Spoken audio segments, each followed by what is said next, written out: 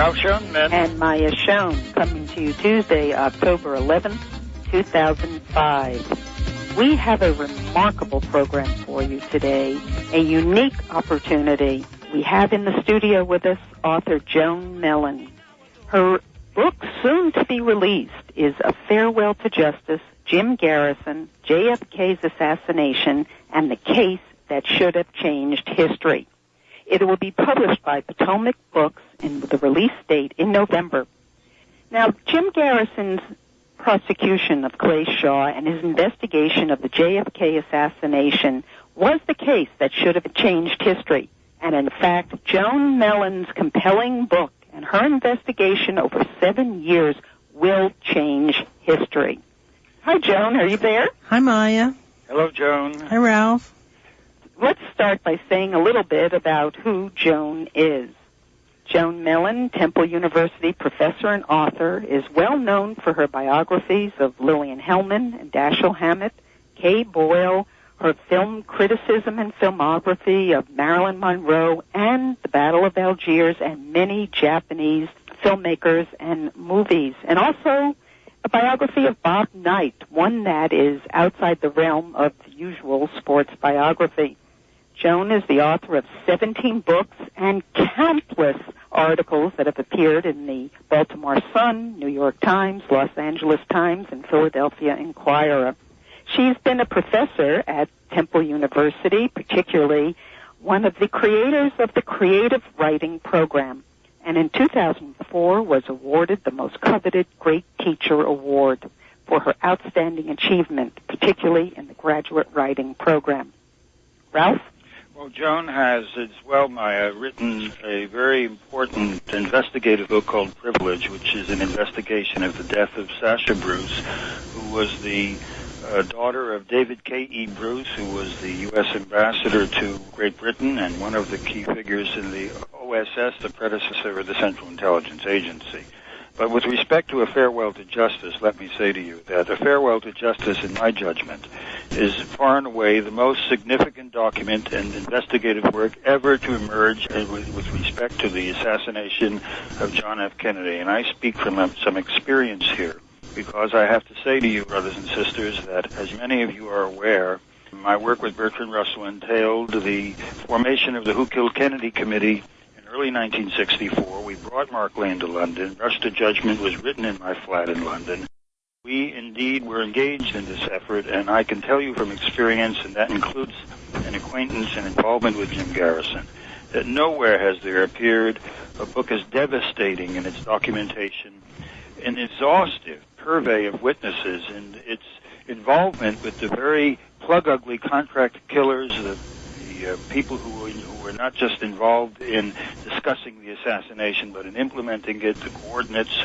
These are the people who Joan ferreted out and has nailed.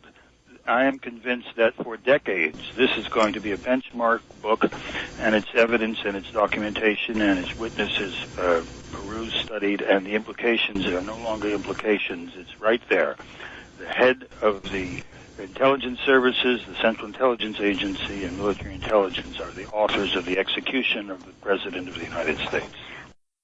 Over the next 3 hours, we'll be discussing with Joan the most remarkable investigation yet. Joan, what was the motivation and why did you begin the reinvestigation of the Jim Garrison inquiry into the John F. Kennedy assassination? Maya, I began writing a biography of Jim Garrison. I was a biographer, and I thought he was an interesting person whom I had known. And I thought I would talk about his handling of the office of the district attorney in Orleans Parish. By the time I was into it for, some months, I realized that this was going to be a book about his investigation, a biography of his investigation. And after that, I realized, too, that his investigation went only so far, and it was only after the passage of the JFK Act in 1992 that voluminous documents were issued by the FBI and CIA and became available in the National Archives, and that these documents had much to say about the investigation begun by Jim Garrison in the 1960s. So my book really begins as a biography of Jim Garrison, then becomes a biography of his investigation and finally is an investigation of my own. And I found witnesses whom Garrison knew about, but who never really were forthcoming in their discussions with Garrison, and finally revealed what they knew only at the very end when I saw them. In fact, I did the last interview for this book in June of 2005 in Miami because I wasn't satisfied with the explanations for why Bobby Kennedy opposed Jim Garrison's investigation so strongly.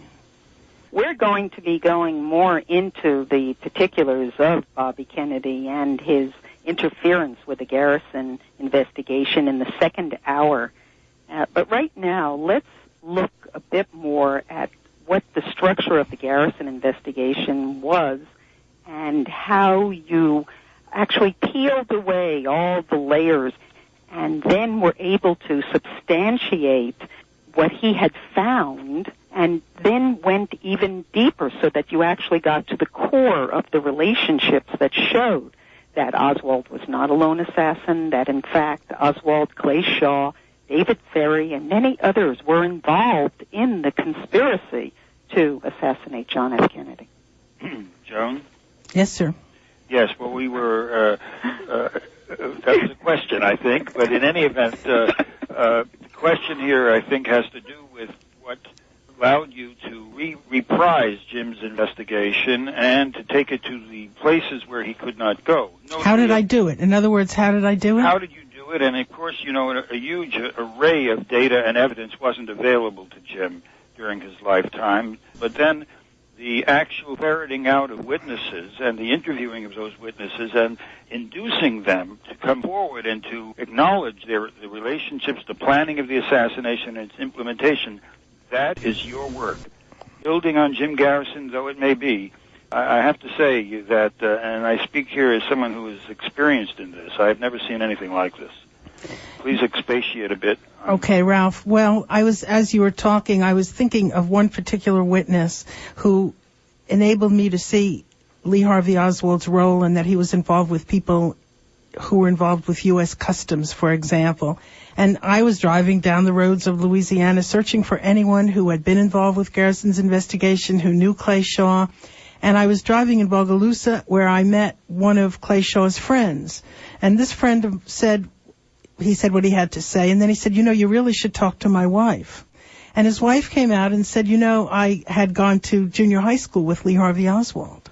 And so when he knocked on my door one day and said, does Juan live here? I knew exactly who he was. They'd gone to the same junior high, and she remembered him well. She called him Harvey.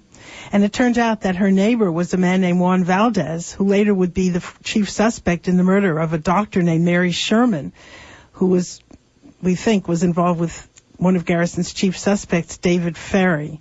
And so I learned about Oswald's relationship with Juan completely inadvertently. In another example, I got the information about how Oswald, Clay Shaw, and David Ferry traveled together to Clinton and Jackson in a very mysterious way, but with this very association of Oswald with Shaw pointed to the fact that the cover-up of the assassination had begun even before the shooting in Dallas. Well, I traveled across that ferry from St. Francisville over the Mississippi River, terrified because it seemed to me as if that raft were about to sink and you had your car on it. And I drove to Eunice, Louisiana, and I met one of Garrison's investigators named Ann Dishler. And Mrs. Dishler didn't want, when I finally got there, she didn't want to show me her notes because she felt that she had been betrayed by a previous author who wrote a book denying what was actually in the notes, which she had seen the notes. And 2 years later, I found myself driving through a monsoon over the Atchafalaya swamp back to Mrs. Dishler's house, where she sat with me for days, not only showing me the notebooks, but also discussing each page and all her memories of because the book was somewhat in shorthand, very quickly written. And so I learned about that very important trip that Oswald took with Ferry and Shaw up to Clinton and Jackson, where Oswald applied for a job at East, which is the East Louisiana State Hospital at Jackson, and where I later learned, and this Jim Garrison never knew, actually through a doctor named Dr. Frank Silva, that Oswald did indeed apply for a job at that hospital, And this was an incident Jim Garrison knew about, but which some people have denied ever happened. But I certainly knew it did happen because Dr. Frank Silver was the medical director of the hospital during the summer of 1963. And he saw Oswald in a very different mode from the Oswald who stood on Canal Street and handed out leaflets supporting fair play for Cuba and was supposedly pro-Castro. Because what Oswald did when he was at the East Louisiana State Hospital at Jackson was talk about how he was going to kill Castro. And there I learned that Oswald was indeed there, and that Oswald somehow believed that his function was going to be to kill Fidel Castro, not to kill John F. Kennedy. Well, in this regard, I think we need to explain to our listeners just the significance of the placing of Shaw and Lee Harvey Oswald and I believe Guy Bannister together in the same place, conspiring, as it were, to position Oswald in certain key respects. But perhaps we should elucidate, Joan, the Central Intelligence Agency relationship of Clay Shaw and indeed of Oswald and of David Ferry, the key figures that we're discussing here. Okay, well, let's talk about Clay Shaw first. Clay Shaw was the man whom Garrison indicted for participation in the conspiracy to murder John F. Kennedy. And when we look at Clay Shaw's background, what we find is that he rose very rapidly in the Army, although he never actually appeared on the field of battle. And it was clear that he worked with military intelligence during the war, during the Second World War. When he returned to New Orleans, he was from Kentwood, Louisiana, although he wrote on his CIA file, his application or whatever, the CIA file says that he was born in New Orleans, and that's what Shaw said when he was arrested. In fact, he was born in a town called Kentwood, and he came back to New Orleans and immediately joined something called Mississippi Shipping. Well, Mississippi Shipping was a CIA proprietary in New Orleans. And from there, Shaw joined the International Trade Mart, where ultimately he became its managing director. And the International Trade Mart in New Orleans was a CIA project, as were several other such trade marts that were enacted by the CIA. It was particularly important in New Orleans, which was a port and heavily infiltrated by the CIA. Shaw then really was very grateful to the CIA for promoting him. He actually was a high school dropout, never had studied economics, didn't know anything about trade, yet was the managing director of this huge international trade mart. And so I think Garrison thought when the CIA called Shaw and asked him to look after Oswald in the state of Louisiana, Shaw could not help but agree to do it. It's not that Shaw had anything really, that he had a desire to murder John F. Kennedy, but rather that he was fulfilling an assignment and a repayment for what the CIA had done for him. You could see some traces of Shaw's relationship with the CIA when one of Garrison's investigators, actually an assistant district attorney named Richard Burns, one day telephoned Clay Shaw at home, and he said, "Is John Shaw there?" And Shaw was suspicious, and he said, "Who sent you?" Which is not the sort of thing you would say to someone calling up whom you don't know who sent you, but Shaw was obviously accustomed to receiving such telephone calls. The key piece of evidence that Garrison developed about Shaw really had to do with a meeting that took place at the home of David Ferry. So I'll say a couple of words about Ferry. Ferry was a disgraced Eastern Airlines pilot, and he was disgraced not because of anything he did politically, but because he committed what in New Orleans at the time were called crimes against nature. And in particular, his involvement with young boys and their running away from home and coming to him and all of this. And David Ferry was a CIA contract pilot who flew missions into Cuba, burning the sugarcane fields, exfiltrating people, infiltrating other people. And around him, he had a group of young boys who had joined something called the Civil Air Patrol, which Ferry led.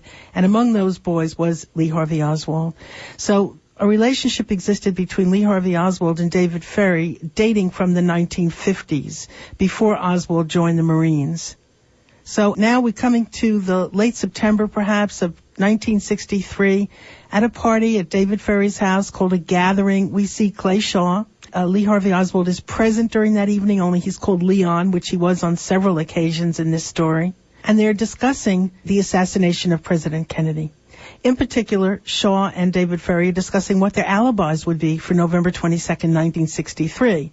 And they're doing this in the hearing of a young man named Perry Russo, who was one of David Ferry's acolytes, perhaps, and is sitting there listening. And eventually, only after David Ferry died, under mysterious circumstances. It's really not clear of what he died, but he died on February 22nd, 1967.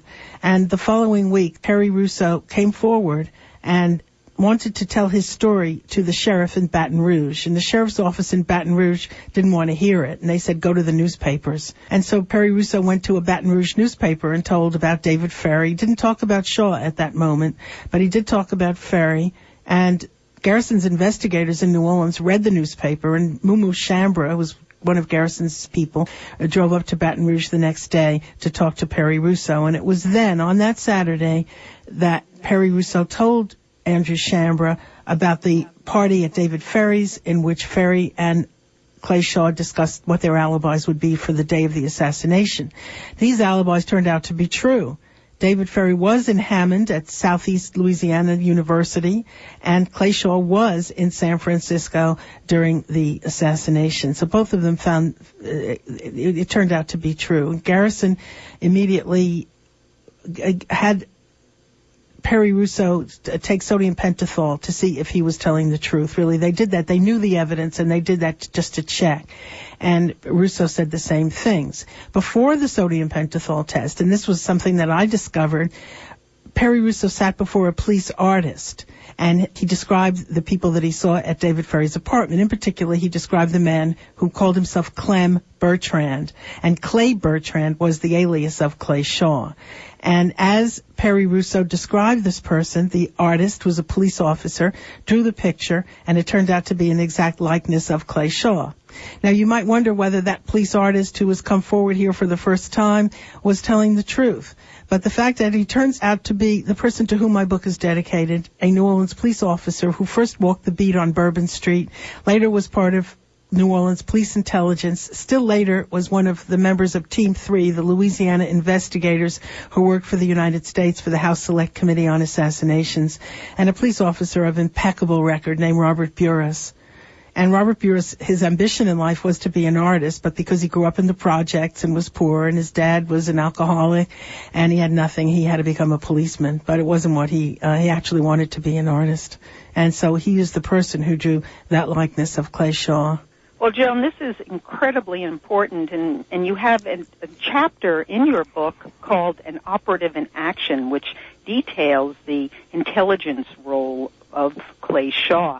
And in it, you quote Clay Shaw at a press conference on March 2nd of 1967, the day after Jim Garrison arrested him, that Clay Shaw said explicitly, "I did not know Harvey Lee Oswald," referring to Lee Harvey Oswald, and that he had never met Mr. Dave Ferry. And here you have tied them all together. Not only that, you go into Shaw's recruiting of Guy Bannister, of whom I'd like you to speak also, in a program called, is it Kenchant? QK Enchant. It's QKENCHANT. And then also you uncovered that Clay Shaw was not just a CIA employee, that he was particularly an agent, and you have John Whitten, a longtime officer in clandestine services, in charge of reviewing counterintelligence operations. You have him discussing actually the files of Clay Shaw, even though these files were purged. And if I can read from your book, on page 143, it says, "Far from being a mere asset for the Domestic Contact Service, Clay Shaw was a CIA operative. His records resided with counterintelligence, Arthur Dooley of the Counterintelligence Research and Analysis Staff, headed by Raymond Roker, nicknamed The Rock, by Chief James Angleton. One day telephoned John P. Dempsey, the Director of Research. Dooley revealed how well aware he was of Clay Laverne Shaw. He did not bother with the fantasy of attaching an ending date to Clay Shaw's counterintelligence service." Remarkable research. Joan, with respect to the Central Intelligence Agency high-level role of Clay Shaw over a substantial period of time, we also have the evidence concerning the CIA history of Lee Harvey Oswald at Atsugi Air Force Base, and with his false defection to the Soviet Union, and with his subsequent return. run by the CIA, FBI, and so on. Well, let me just mention one point, because you said so many things. We have to get back to who Guy Bannister was as well. But one of the points that I think is worth making is that Fair Play for Cuba itself was heavily infiltrated by the CIA, and in particular was a project of the propaganda specialist David Atlee Phillips. So it was no accident that Oswald was standing there on Canal Street and also in front of the International Trade Mart, where Clay Shaw were giving out his leaflets for Fair Play for Cuba. And I also want to mention that although it was known, I think I prove without any doubt that Oswald was working for more than one agency, working for United States Customs, and those files, let me add right here, have not been opened, although it would seem that at the National Archives we have all the records of the Church Committee and the House Select Committee on Assassinations. In fact, all of the records at the Church Committee, which show that Oswald was working closely with U.S. Customs, still remain sealed to this day. However, the summaries exist, and that's where I got the information, because the summaries of those interviews can be found at the National Archives. By agencies, you're referring to the CIA, the FBI, and the U.S. Customs. Now, Maya. Now, as far as the FBI is concerned, the Warren Commission knew about that, and that was how Jim Garrison started on his investigation. And I think it's interesting to mention that throughout his life, including in his books, Garrison always said that it was Russell Long, Senator Russell Long, who was the son of the Huey Long, who first got him on to investigating the assassination of John F. Kennedy, and this wasn't true at all. In fact, the person who inspired Jim Garrison, and Garrison kept this secret because he didn't want to blow his cover, was Louisiana Representative Hale Boggs. Hale Boggs was a member of the Warren Commission, and Hale Boggs was present during one of the closed sessions of the Warren Commission at which FBI records of Lee Harvey Oswald were discussed. And Allen Dulles, who was also on the Warren Commission, the CIA director whom John F. Kennedy had fired, had told all the Warren commissioners that none of this must ever leave the room. And, of course, the first thing that Hale Boggs did was to tell Jim Garrison about Oswald's connection to the FBI. And hearing that, Garrison realized that the investigation that he had begun in 1963 when he questioned David Ferry during the weekend of the assassination turned out to be something that the Warren Commission had not investigated at all, and that he really should resume his investigation.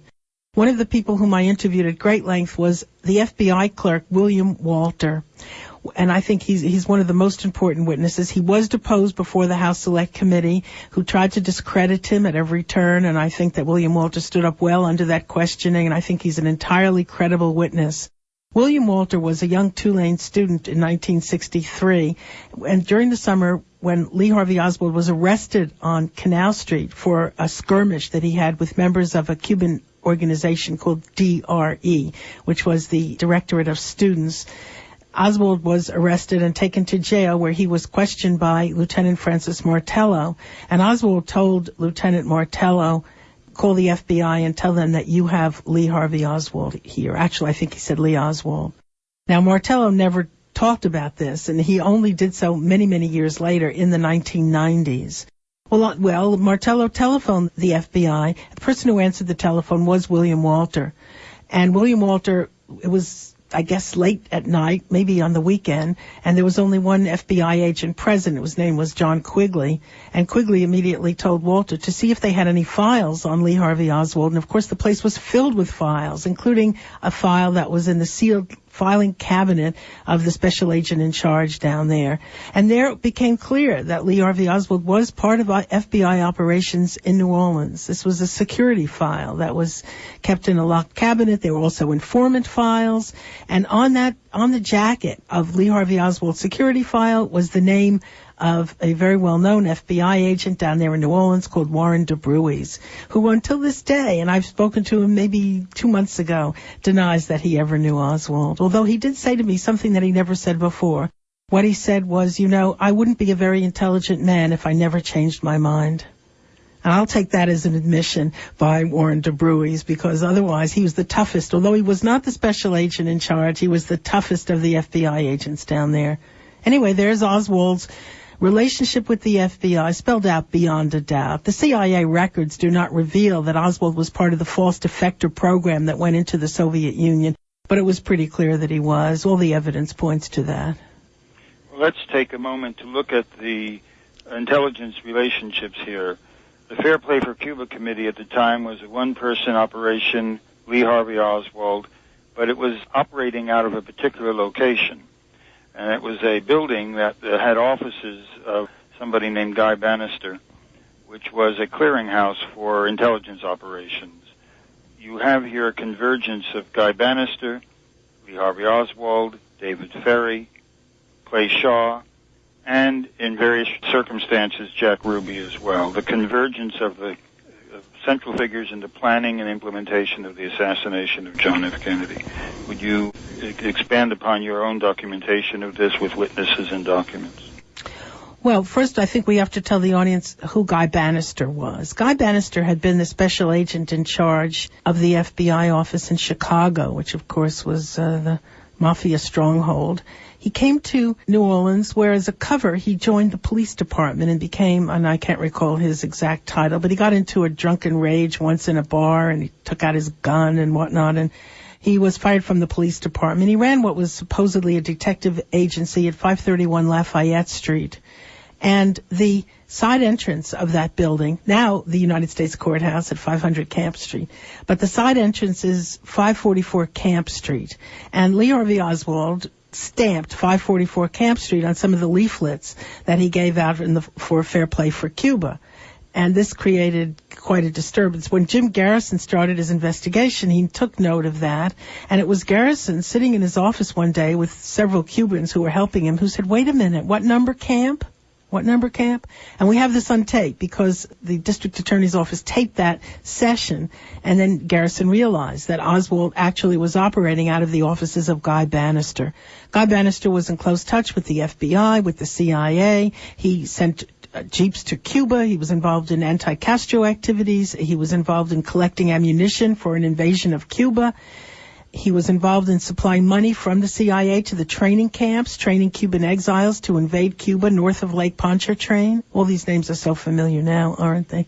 And Oswald had an office on the second floor of Bannister's office. And Bannister also had files on everybody, anti-communist files, and one of the young men who was a spy for Bannister and infiltrating left-wing organizations noticed Oswald on the street. Noticed first Oswald in Bannister's office, and then noticed Oswald in the street giving out pro-Castro leaflets. And he said, well, you know, what's going on here? And Bannister said, and I think Garrison did discover that well, he's one of us. Don't worry about him. He's one of us. So it's fairly clear that Oswald was connected with these agencies. Bannister was connected with these agencies. Both were connected with the plots that the CIA had been running to murder Fidel Castro. I don't know if how far we should go with that. Now, Garrison began his investigation with a New Orleans character named Jack Martin. And Jack Martin was working part-time with Guy Bannister. Jack Martin, therefore, knew David Ferry, and he knew that Oswald was seen in Guy Bannister's office. And so when President Kennedy was assassinated, Jack Martin started telling everyone in New Orleans, wait a minute, David Ferry, who was a resident here in New Orleans, knew Lee Harvey Oswald, the killer of President Kennedy, very well. And that started Jim Garrison's investigation in 1963. Now, when Garrison resumed his investigation in 1966 and 1967, one of the first people he called in was Jack Martin. And I think if the people who have seen the movie JFK, they'll remember Jack Martin was played by Jack Lemmon, and they might remember the scene in which Guy Bannister pistol whips Jack Martin for something, for stealing a file from his office, which turns out to have been true and may very well have been the Lee Harvey Oswald file that Guy Bannister had kept. One of the discoveries that I made, and I want to give thanks to one of the people who helped me find these documents, whose name is Malcolm Blunt and who lives in England. One of the documents that I found was that document in which Bannister is recruited by QK and Chant. Now, QK and Chant was a CIA project, and it permitted a CIA asset or employee to recruit other people who were not part of the CIA for CIA projects. Many people who have defended Clay Shaw have said, oh well, QK Enchant was just something about debriefing people, debriefing businessmen, and that really isn't true. It was a project that involved CIA operatives who were given the authority to recruit people who were not part of the agency. Well, Joan, you have August 1960 that Shaw is recruiting a Guy Bannister. And you write, a recently uncovered secret CIA document reveals that Guy Bannister Associates was of interest to the agency for QK Enchant purposes. Now, let me interrupt you a minute, Maya. I forgot to mention, there's so much material to cover, and that is that it required some effort to prove that Clay Shaw knew Guy Bannister, that these were people who were part of the same operation. Now, I have a witness named Alan Campbell who worked for Guy Bannister who told me that, of course, Guy Bannister used to meet with Clay Shaw frequently, but the significance of that document is if Guy Bannister were in fact recruited for QK Enchant, well, the only member of QK Enchant in New Orleans was Clay Shaw.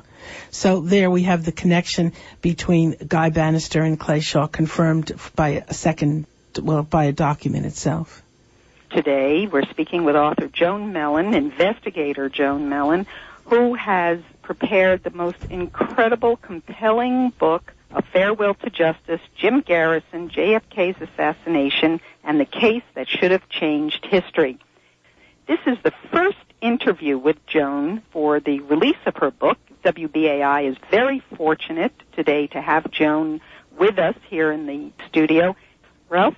Well, I want to emphasize here, because we've been dwelling on some of the particulars, and the particulars are of great significance, not only because key witnesses come forward and Joan has unearthed the corroborating documents. She's ferreted them out. She's got them out of people who had been hoarding them and hiding them. She solicited them and covered them from files that had not been labeled as such. But let's put this in its larger context, brothers and sisters. Clay Shaw, CIA. Lee Harvey Oswald, CIA. David Ferry, CIA. Guy Bannister, CIA. Jack Ruby, FBI and CIA. They're not just a team on their own. As Joan's book elucidates, and as her documentation and her interviews and her time spent with the actual culprits makes clear, we're talking about the top echelons of the Central Intelligence Agency and of military intelligence. David Atlee Phillips, the head of station throughout Latin America. Richard Helms, the director of the Central Intelligence Agency himself. James Jesus Angleton, the head of counterintelligence and with the Defense Intelligence Agency. All of this emerges from this book irrefutably with overwhelming documentation. It's not just a vindication of Jim Garrison, but it's the documentation beyond any question of the treason at the top that the Kennedy execution represents. This is an extraordinary document. It's going to remain such for decades. I urge you to buy it. For an extraordinary achievement, 8 years in the making, that in my judgment is the most significant investigative work that I've come across. While we're so lucky to have Joan with us for the 3 hours today, we can only touch upon the incredible research, the remarkable detail, and there are almost 100 pages of very tiny print of notes to accompany, to let you know where exactly she got each piece of information, and every sentence is a new discovery in this book. And also the dates of her interviews. It is a remarkable scholarly work as well as an investigative tour de force. A Farewell to Justice, Jim Garrison, JFK's Assassination, and the Case That Should Have Changed History. And we're telling you this is a work that will change history. Well, let's be very clear about this, brothers and sisters. The enshrining of a coup d'etat and the execution of the head of state, and the installation of the heads of the intelligence agencies and the Joint Chiefs in the military services in effecting the murder of the president sets the stage for the criminalization of the state and all that has followed. The 9/11 false flag, the series of incidents from the catastrophe of Katrina to the false flag of 9/11 flows from the criminalization of the state and its capture, and this is the book that sets the documentation forth without any question. It is essential that we make this information available, that we not just make it available, but that we emphasize its significance. The book itself draws all of its appropriate conclusions. Please, this is a document that you will read 10 times and still discover new information in it. And all of the political implications are clearly drawn, without any hesitation, drawn from the evidence, drawn from the massive interviewing, documentation, and disclosure, revelationary disclosures, brothers and sisters. A Farewell to Justice. This is the Jim Garrison JFK investigation and the case that should have changed history by Joan Mellen. It is a definitive work on the Kennedy execution. Of the hundreds of books that have appeared on this subject, nothing even begins to approach the extraordinary revelations that come forward in this book that leave no question remaining as to how Kennedy was killed and who did it and why. Keep the information coming, brothers and sisters.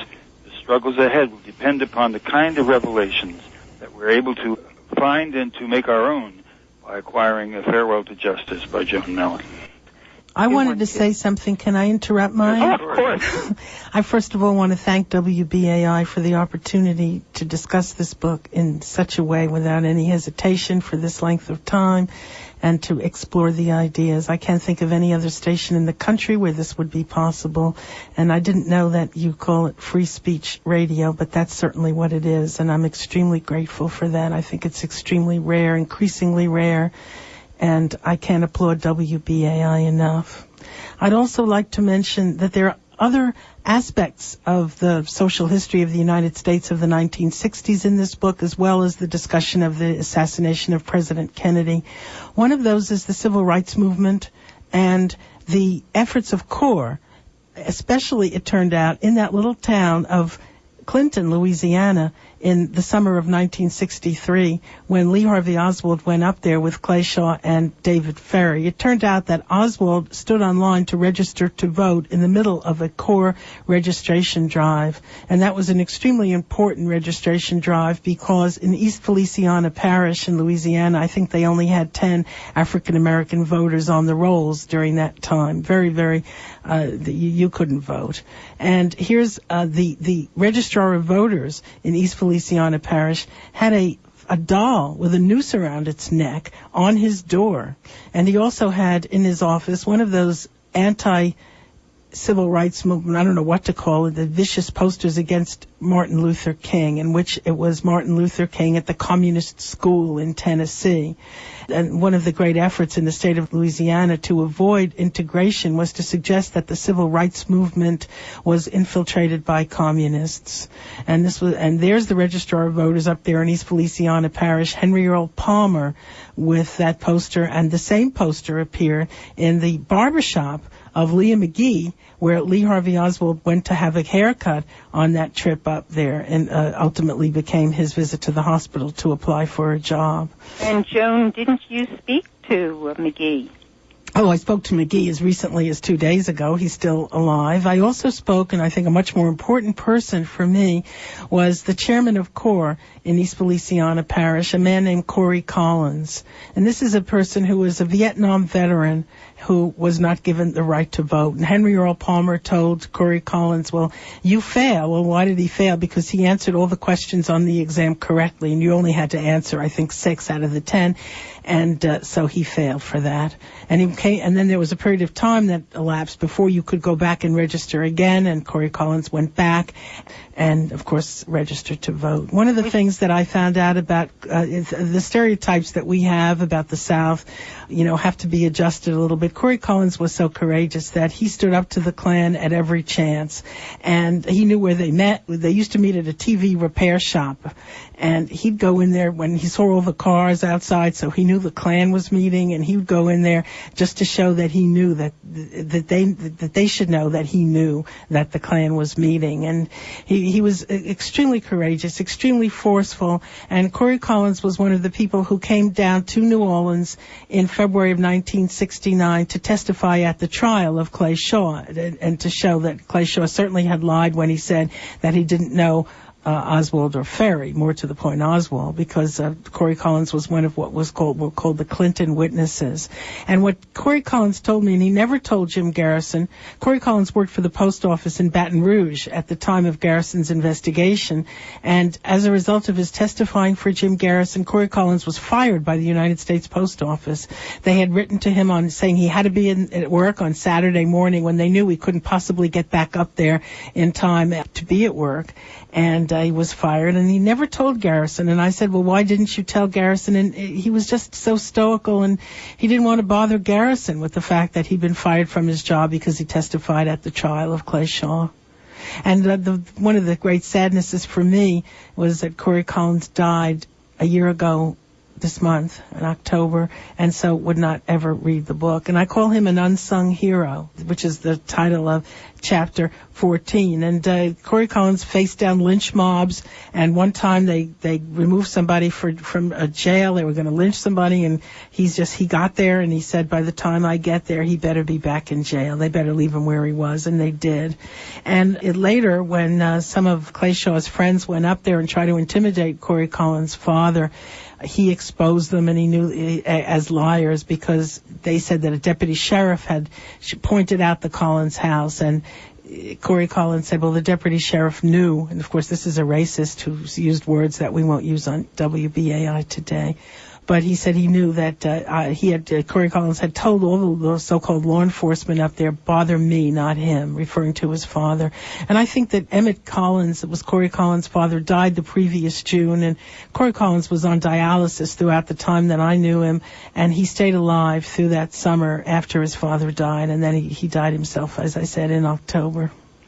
We should remind people the CORE is the Congress of Racial Equality, and at the time of which Joan is speaking, there were tests in the South. You had to pass a voter registration test before you could register. This was one of the great struggles to eliminate the tests and allow people to register as citizens of the United States. But I think it's important to emphasize here that what emerges in the identifying of Oswald and Clinton and his presence there with Clay Shaw and with David Ferry is that they were running Oswald up there to take him into the mental hospital and to create the paper trail for the later setting up of Oswald as Patsy. And that the significance of this is that, as Joan elucidates in her book, they were preparing the cover story even before the execution of Kennedy himself. And well, that's extremely important, Ralph, because it shows that if the cover-up began before the crime, then you can certainly say that the same people who did the cover-up also did the crime. And many people have tried to say, well, it's so obvious that the CIA covered up what happened in the assassination, but is it clear that they were involved in the crime? And, of course, here we see the two processes being identical. The witnesses that established that, I mean, let's just take James Wilcox, who was with Oswald at Atsugi Air Force Base and was with the Central Intelligence Agency, and whose own testimony about Oswald's role and the role of the Central Intelligence Agency and the role that was assigned to Oswald as the fake Marxist, the Fidelista, who was the presumptive assassin that would facilitate the invasion of Cuba in the aftermath of the Kennedy execution. I wanted to correct one small point regarding the component of the CIA that was involved in the assassination.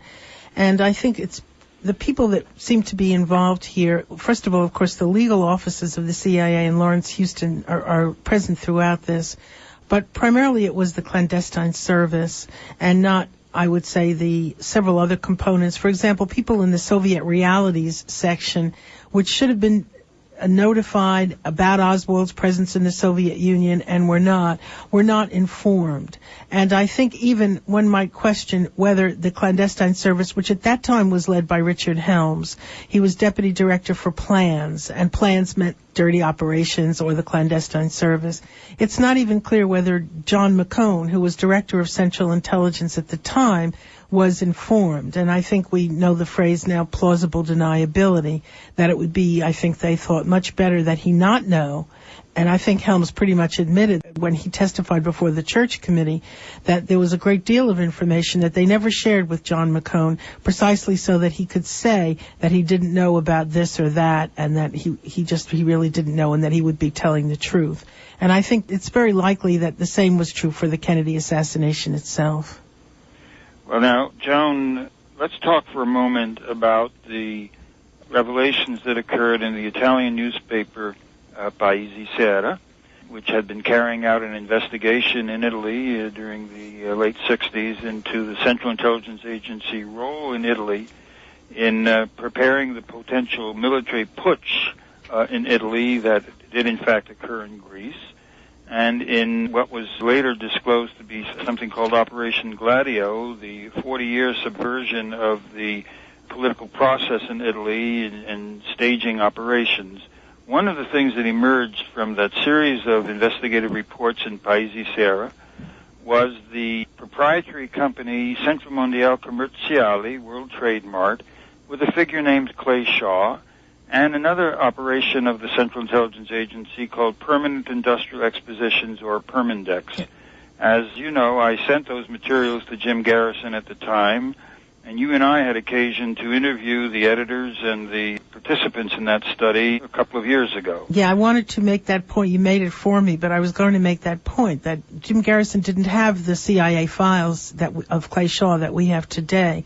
But through Ralph's efforts, Ralph was in London at the time working on the Who Killed Kennedy Committee, and also was executive director of the Bertrand Russell Peace Foundation. And at that time, Ralph became friendly with the Italian correspondent from Paesi Sera to London named Giorgio Fanti. And through Fanti, Ralph received the series of articles that appeared in Paesi Sera, which had to do with the role of the CIA in electoral politics in several countries, particularly France and Italy after the war. And what should be written, and to the surprise of the Paesi Sera editors, was that on the board of Permindex, which was the main organization, and then that CMC in Rome, was Clay Shaw. And so it had been difficult to prove, number one, that the CMC and Permindex were CIA projects, but also that Clay Shaw was enlisted by the heads of those organizations to be on the board of directors, which would be an American Central Intelligence Agency asset endorsing those activities in Europe. One of the documents that I received shows, it's a CIA document from 1948, and it showed that Ferenc Nagy, who was one of the leaders of Permindex, was and had been CIA asset since the early days of the CIA, since its inception really in 1947 and in 1948.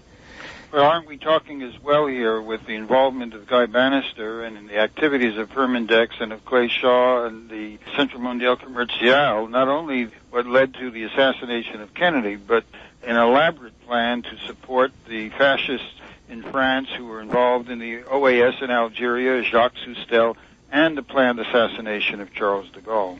That's right. When the CIA could not influence the elections in these European countries through spending money and giving money to the political parties whom the CIA wanted to support, they supported assassination attempts. And as you say, Ralph, against de Gaulle, and certainly they were very big supporters of the OAS, which were this fascist torture organization, which you can see trying to prevent the liberation of Algeria from France, and that you see in Gillo Pontecorvo's film, The Battle of Algiers.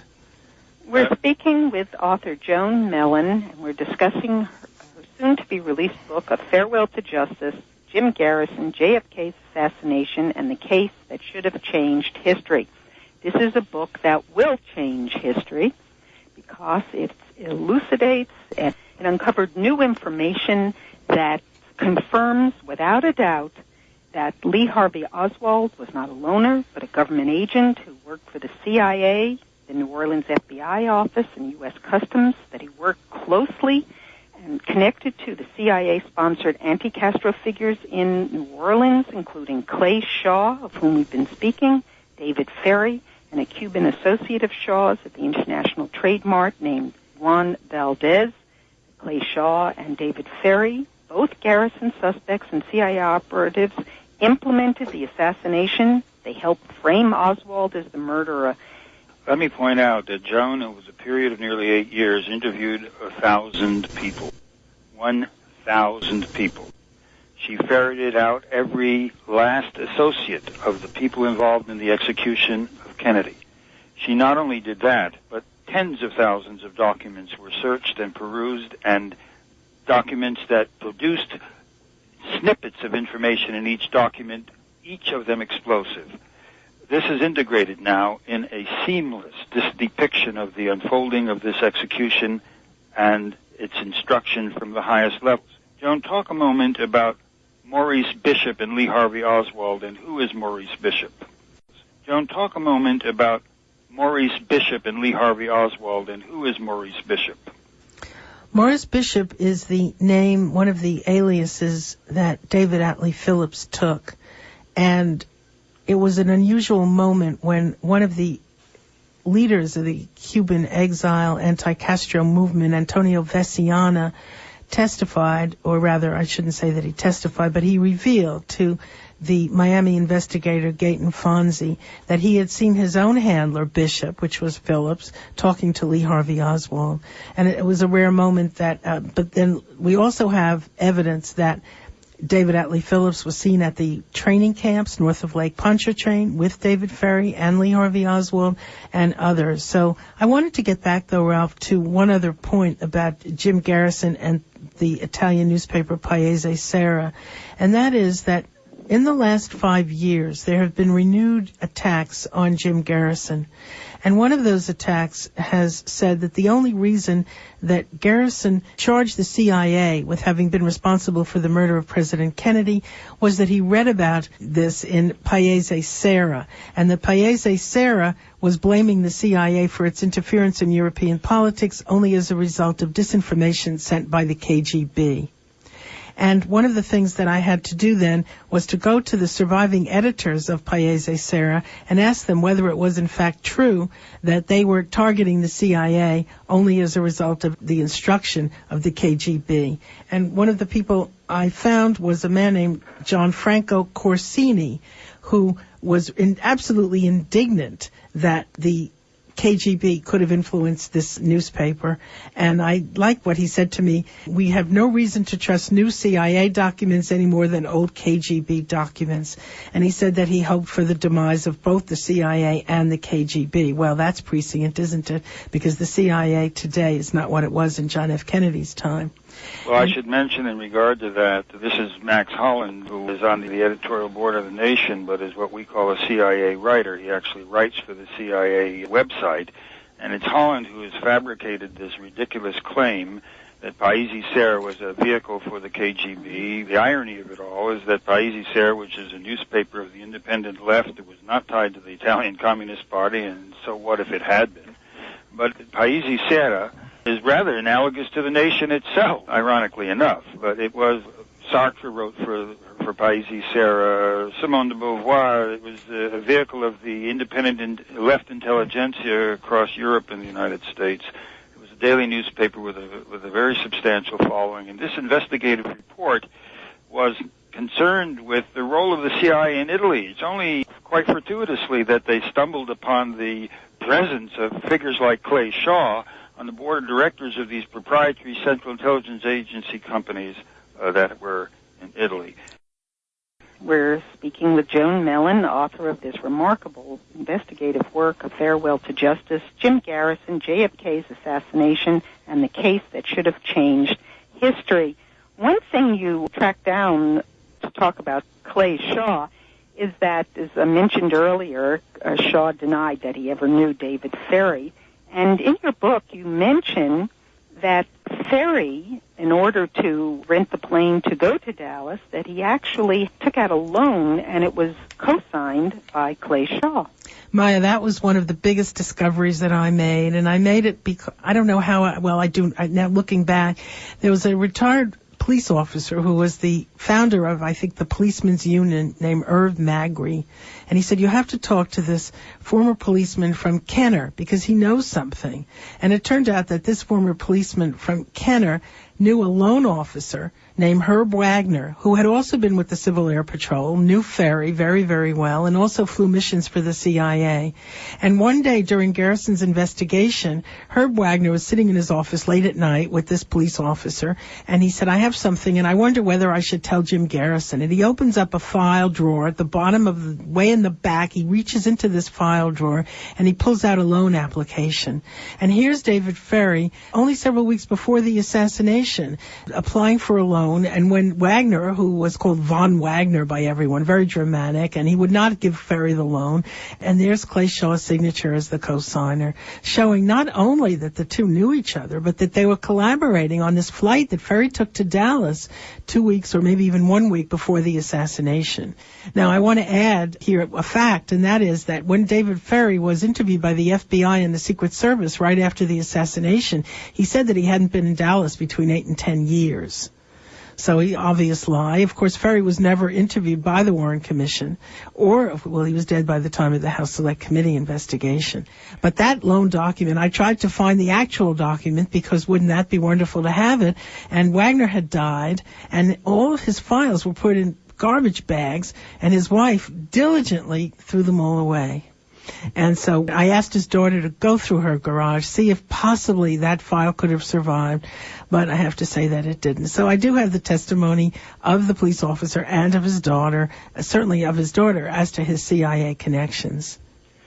Now, we're talking here about a relationship between Clay Shaw and David Ferry, who was a contract pilot for the Central Intelligence Agency as well as for Carlos Marcello of the mob, and a contract pilot who flew operations of sabotage and of carrying agents in and out of Cuba to attack Cuba. I want to stop you for 1 second, Ralph. And David Ferry was not really Carlos Marcello's pilot.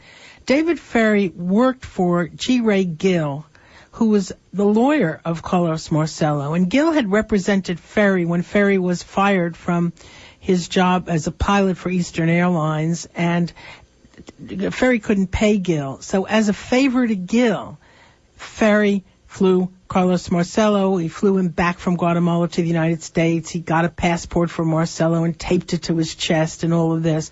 But it's very misleading to try to draw particular mafia connections between David Ferry and Carlos Marcello. That wasn't the case. One of the things that I discover in the book, and I think this is extremely important, is where the story originated that the mafia had been involved in the planning of the assassination of President Kennedy, because that was the second line of defense. It was certainly the second line of defense for the House Select Committee once they received acoustic evidence that showed that there were more than 3 shots fired in Dealey Plaza. That made it impossible for Oswald to have been the single assassin. So if it were a conspiracy, which is more than 2 people involved, then the House Select Committee Chief Counsel, Robert Blakey, put forth the view, well, it had to be the mafia. That view, that the mafia was involved in planning the assassination, was a brainstorm of J. Edgar Hoover's and the FBI. And I think in the book I show exactly how that happened. The other side of that was to blame Garrison for supporting the mafia. That was the other way of discrediting Garrison. Hoover also thought of that, and he thought a good way to discredit Garrison would be that he protected Carlos Marcello. Now, Carlos Marcello operated out of Jefferson Parish, not out of Orleans Parish. It didn't make any difference. If enough reporters would write it, if enough people would say it, it could be true. Hoover was a master. And so even as recently as when I did my own investigation, people would say to me that Garrison protected Carlos Marcello. It certainly wasn't true. Now, everybody knows everyone in New Orleans, or knew everyone. And certainly Garrison knew Marcello, partly because one of Marcello's many lawyers was Russell Sharnicus, with whom Garrison practiced law, if you could call it that, because Garrison never liked to practice law. And after he lost his job as district attorney, he would occasionally go into the office, and mostly he provided referrals. And so Marcello appeared at that office now and then, and everybody knew everyone. Even my own doctor here in New York City at Mount Sinai Hospital, who was studying medicine at Tulane University, during these days, told me that he'd ran into Carlos Marcello at a funeral, that he was standing at the back at this funeral chatting with a man, and when he sat down with Dr. Carmel Cohn, one of the great doctors of the universe, and one of his friends said, "Do you know who you were talking to back there?" That was Carlos Marcello. So if the gynecologist from Mount Sinai Hospital knew Carlos Marcello or was seen talking to him, you can be sure everybody in Orleans Parish did too. But Garrison did not help the mafia. And when Robert Blakey and his deputy Gary Cornwell tried to connect the mafia to the assassination, I should say that even Aaron Cohn, one of Garrison's bitterest enemies, the head of the Metropolitan Crime Commission, had defended the FBI and said they did not protect the mafia. The mafia had nothing to do with it, and Oswald's family weren't even so much involved with the mafia as Blakey and his co-author Richard Billings would have you believe. Well, let's go into some of the means that were used, like you've been talking about now, but the means to discredit the Garrison investigation and Garrison personally. One of your remarkable chapters in the book, I mean, every chapter is remarkable, but one I particularly found so dramatic and engaging was Chapter 12, White Paper, where you talk about Justice Department lawyer Walter Sheridan and how, at Bobby Kennedy's request, Sheridan orchestrated an NBC white paper and also the penetration of Garrison's office. Before we talk about Walter Sheridan, we have to say who Walter Sheridan was. He was part of the National Security Agency, cleared for the CIA, cleared for the FBI. So he represented many agencies before he went to work primarily for Robert Kennedy at the Justice Department. And what Walter Sheridan's big project was not, first it was not Jim Garrison, it was to destroy Jimmy Hoffa. And three remarkable articles appeared by Fred Cook in The Nation magazine, which exposed exactly what Sheridan did. He used his three favorite methods: wiretapping, blackmail, and bribery, and he managed to get Hoffa convicted. He lied, he cheated, he did and he was the head of what was called Robert Kennedy's wiretapping unit. And Sheridan succeeded. Hoffa was convicted. And the coda to that story is so appalled was Chief Justice Earl Warren that he when the Hoffa conviction came up before the United States Supreme Court for review, Earl Warren dissented and wanted to let Hoffa go because of the methods that Walter Sheridan used. He was an absolute thug. He was a criminal himself. Now, he's finished with Hoffa. What does he do? He's sent down to New Orleans to destroy Jim Garrison. Before he gets there, he establishes credentials. He's suddenly a producer for NBC television. He had produced one other thing in Detroit in order to pave the way, and the CIA assets down there, such as Hugh Ainsworth, who was working for Newsweek magazine at the time, Ainsworth wrote an article about Sheridan in which he mentioned Sheridan as a reporter and as a news producer 4 times in the space of a 1-page article. Okay, here comes Sheridan. He comes down to New Orleans and pretends to be investigating the Kennedy assassination, and what he's doing is destroying the Garrison investigation. And the product would be this white paper, which did in fact appear on NBC. What Sheridan tried to do, and he failed to do, the one thing he failed to do was to destroy Garrison's chief witness, whom we talked about earlier, Perry Rousseau. And he tried to bribe Rousseau, and he tried to tell Rousseau, I'll get you a job in Los Angeles. Where would you like to go? California. All you have to do is to say that everything that you told Jim Garrison was a lie. Well, this is extremely interesting because the Shaw defense went to great lengths to discredit Perry Rousseau. It could only be because they believed that what he said was true. And Rousseau had testified at a preliminary hearing. Now, Garrison had called a preliminary hearing on the evidence, which he didn't have to do. Usually it's the defense that calls a preliminary hearing, but Garrison wanted to show what his evidence was. And I should mention for the people who are legal-minded that at the time in the state of Louisiana, the prosecution did not have to give its witness list to the defense.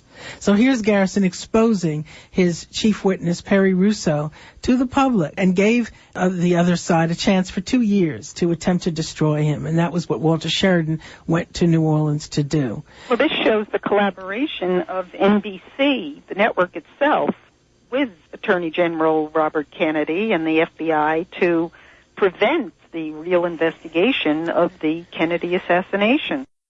Well, more than that, to destroy the witnesses, to threaten them with death, to threaten them with prison, to blackmail them, to bribe them, to use any method possible. Well, Russo was a very courageous young fellow. He worked for an insurance company. He was quite a character. And he immediately went into Garrison's office and signed an affidavit. Garrison knew that Sheridan and James Phelan, who was another media asset who was reporting to the FBI and the CIA, Garrison knew that these people were getting at Russo. And so what happened, and maybe Garrison was wrong to do this, but he wired Russo so that everything that happened there was on tape. So as a result of that, I have the tapes of Sheridan's attempts and Phelan's attempts to subvert Perry Russo. Perry Russo was strong. Perry Russo did not cave in. In fact, he went to the district attorney's office and signed an affidavit against Sheridan. Garrison then indicted Sheridan. Now, being the state of Louisiana in 1967 and 1968, there was no law against obstruction of justice. So Garrison charged Walter Sheridan with various charges, bribery and so forth. And, of course, Sheridan was protected by the federal courts and never went to trial. You have to summarize, what is it that Russo actually had witnessed? Where was he present? What was he testifying to? And what was it significant? No, we talked about that a little earlier. What Russo testified to was that meeting at David Ferry's apartment when Clay Shaw, who went under the name of Clem Bertrand, and David Ferry discussed the assassination, how President Kennedy would be killed, and what their alibis would be. Now, I should, at this point, for people who don't remember the Garrison case, talk about what that name Clem or Clay Bertrand meant. And this is of course part of the record and even part of the Warren Commission. And that is, on the Saturday after President Kennedy was shot, a New Orleans lawyer, also another mob lawyer named Dean Andrews, was in Hotel Dieu Hospital recovering from pneumonia when he received a telephone call from someone named Clay Bertrand, whom he knew, asking him to go to Dallas to represent Lee Harvey Oswald. Now, Andrews was too sick to go, so and this is corroborated, he called a fellow lawyer named Monk Zeldin, and he asked him to go in his place, go to Dallas and represent Lee Harvey Oswald. And as they were talking in a second conversation on Sunday morning, Zeldin said, "Nobody has to go to Dallas, your boy just got shot." And there's Jack Ruby had killed Lee Harvey Oswald. Now, when the Warren Commission did talk to Dean Andrews, he never identified Clay Bertrand. And, of course, with Garrison, everyone knew everyone, of course, Garrison knew Dean Andrews. So the first official interview that Garrison did when he resumed his investigation in 1966 was to have lunch with Dean Andrews and to try to get the identification who was Clay Bertrand. Who was this Bertrand? And at this gathering that we were talking about, at which Perry Russo was present, Clay Shaw, who was Clay Bertrand, and I prove that up and down, although it has been difficult for Garrison to prove, but I prove it, I think, further.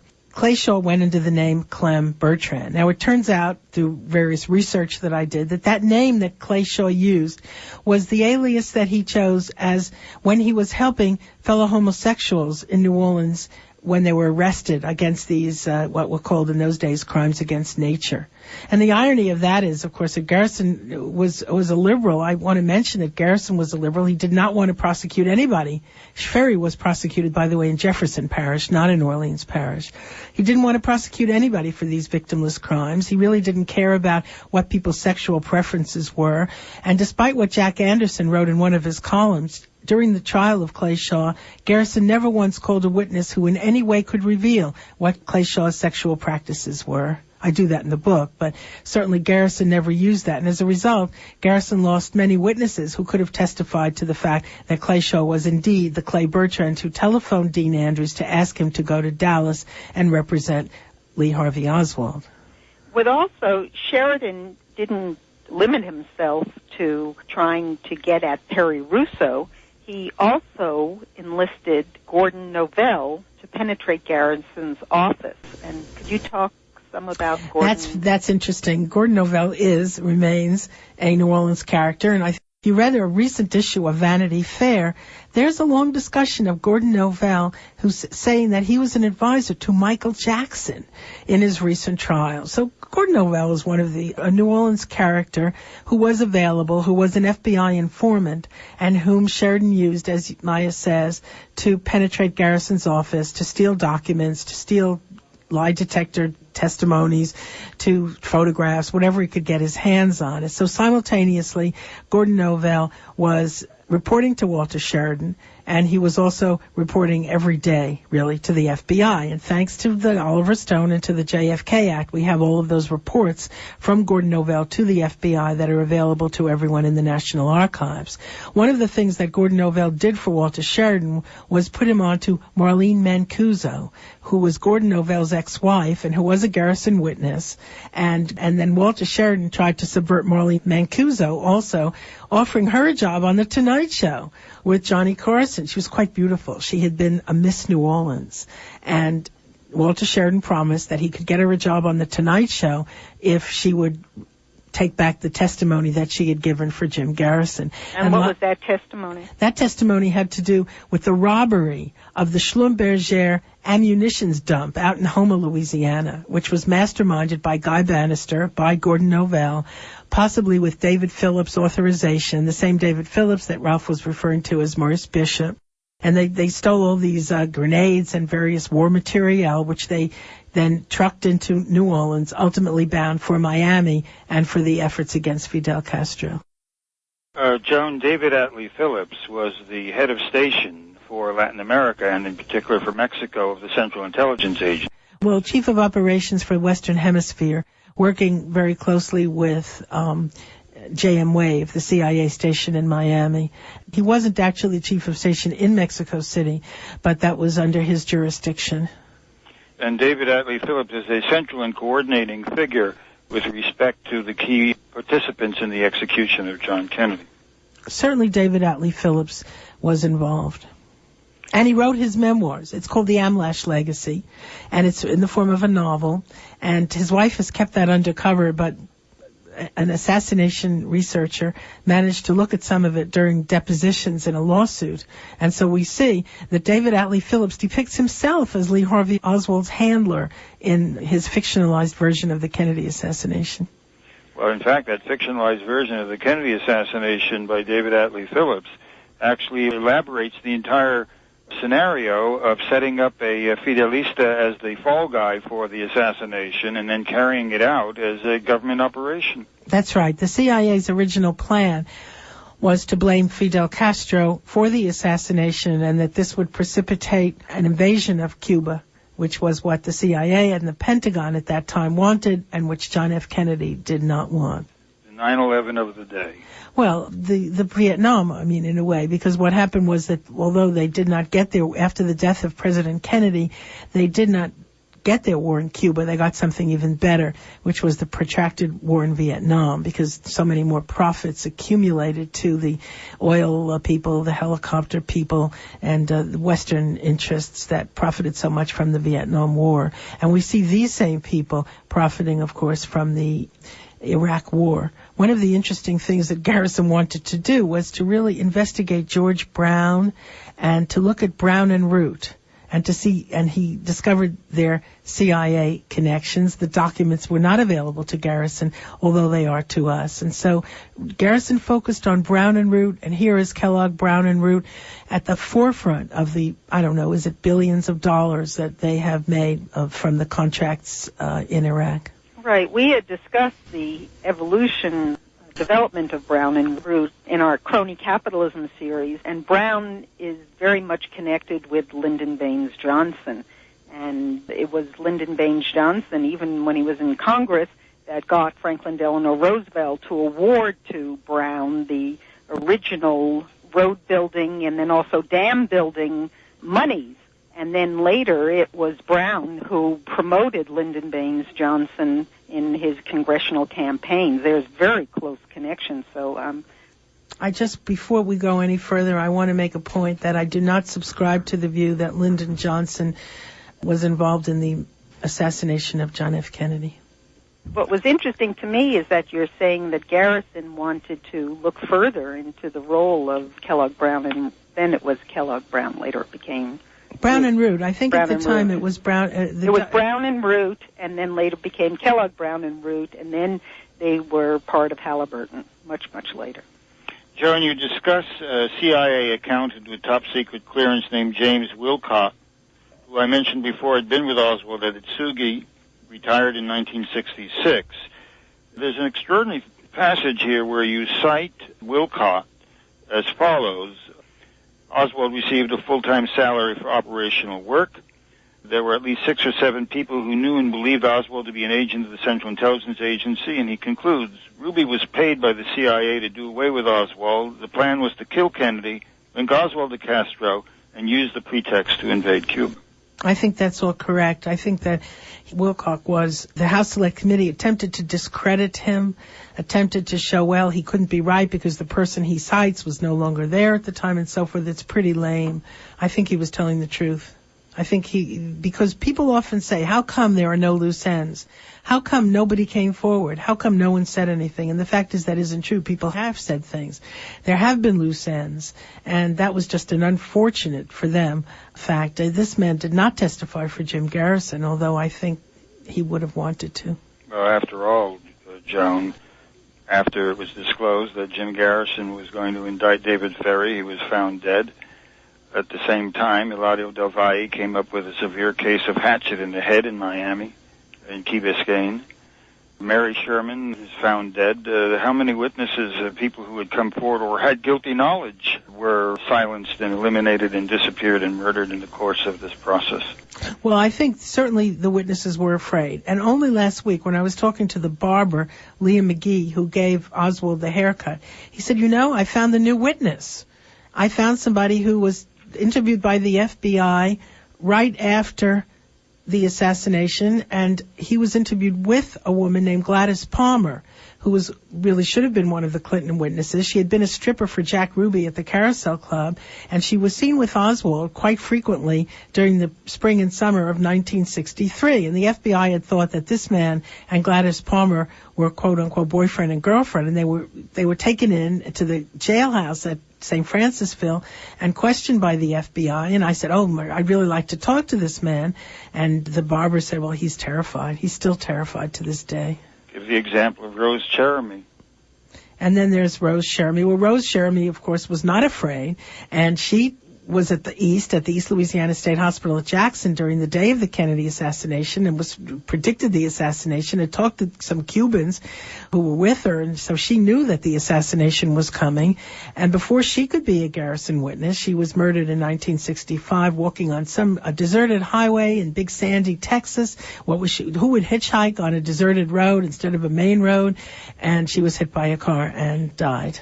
She also said, after all, Rose Cheramy, that she was a stripper or a hooker for Ruby, and then she witnessed Ruby and Oswald together frequently at the Carousel Club. That was she was one of the witnesses who could show that Ruby and Oswald knew each other. There have been quite a few.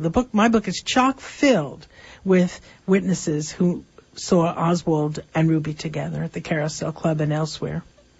We're speaking with author Joan Mellen, investigative author of A Farewell to Justice, Jim Garrison, JFK's Assassination, and the Case That Should Have Changed History. Joan is decades friend and companion, and we know the methodical way in which he approaches every one of the subjects for which he has written books and analysis, and in the way she approaches life. And what I'm talking about here, brothers and sisters, is a profile in courage. You hear a quiet-spoken, indefatigable author, investigator, researcher, professor who has personally, physically been present with the killers, the contract killers, the plug uglies and the thugs, the actual assassins, sat with them, met with their families, pressed them, pushed them, extracted information from them, extraordinary documentation, first-hand witnesses that people paled before the prospect of even contacting. And there was Joan traveling on her own for almost 8 years from place to place, meeting these people and gaining their confidence and convincing them of the necessity at this point in time to come forward. And she has obtained their data, she has obtained their verification, she has contained, if you like, their first-hand accounts. It is just a breathtaking achievement. And as you read it, you will be astonished at the audacity, the courage, and the perseverance that has produced this extraordinary work. We have so much more to discuss in terms of the interviews, and particularly the role of Robert Kennedy in sabotaging the investigation, why he would do such a thing, why would he sabotage the investigation of his own brothers, his close brother to whom he was very close in the assassination, and what this means. We're also going to discuss later on in the show the role of the top echelon of the CIA and the involvement of Richard Helms and James Angleton and others in this assassination. Brothers and sisters, point man for the murder of Patrice Lumumba was a man named Frank Carlucci. The head of the Carlyle Group is a man named Frank Carlucci. A key figure in the Central Intelligence Agency operation that entailed the assassination of John F. Kennedy, a man named Frank Carlucci. A key collaborator of Bush Sr. and Bush Jr., a man named Frank Carlucci. It all comes together here: the murder state, the criminalization of the state, the execution of the head of state, the treason at the top, the detail, the particularity, the eliciting of the witnesses, the establishment of the documents, and the connections, connecting the dots, bringing it all together. A Farewell to Justice by Joan Mellen. You have to have it, brothers and sisters, because it illuminates decades of the decomposition of what passes for the state in this country. You were talking about Rose Chermy, and then here on page 206 it says, back in New Orleans, Garrison uncovered Rose's 20 aliases. Her name appeared everywhere, but in the Warren Commission index of names. The state police had not taken her photograph or prints. And then you have a person named Fruge. I don't remember. Francis Fruge. Francis Fruge was a state trooper who ultimately, with Mrs. Dishler, became the investigators for Jim Garrison up at Clinton and Jackson. And Fruge enters the story here because he was a state policeman in charge of narcotics, and so he knew Rose Chermy very well because she plied her trade, prostitution, drugs, on Route 190 down there from Opelousas to the border of Texas in Beaumont, which, again, names that we know because of the recent catastrophes down there. And so when Rose was thrown out of a car, this is the time number one, and she's dazed, she's on drugs, and Francis Fruge is called. That's where the story starts as far as Rose Chermy is concerned. And Francis Fruge is told to take her to the East Louisiana State Hospital. And while Rose is with him, she's talking, and she's telling how Oswald and Ruby knew each other and how the assassination was planned and how she was with the Cubans. And so Francis Fruge enters the story at that time.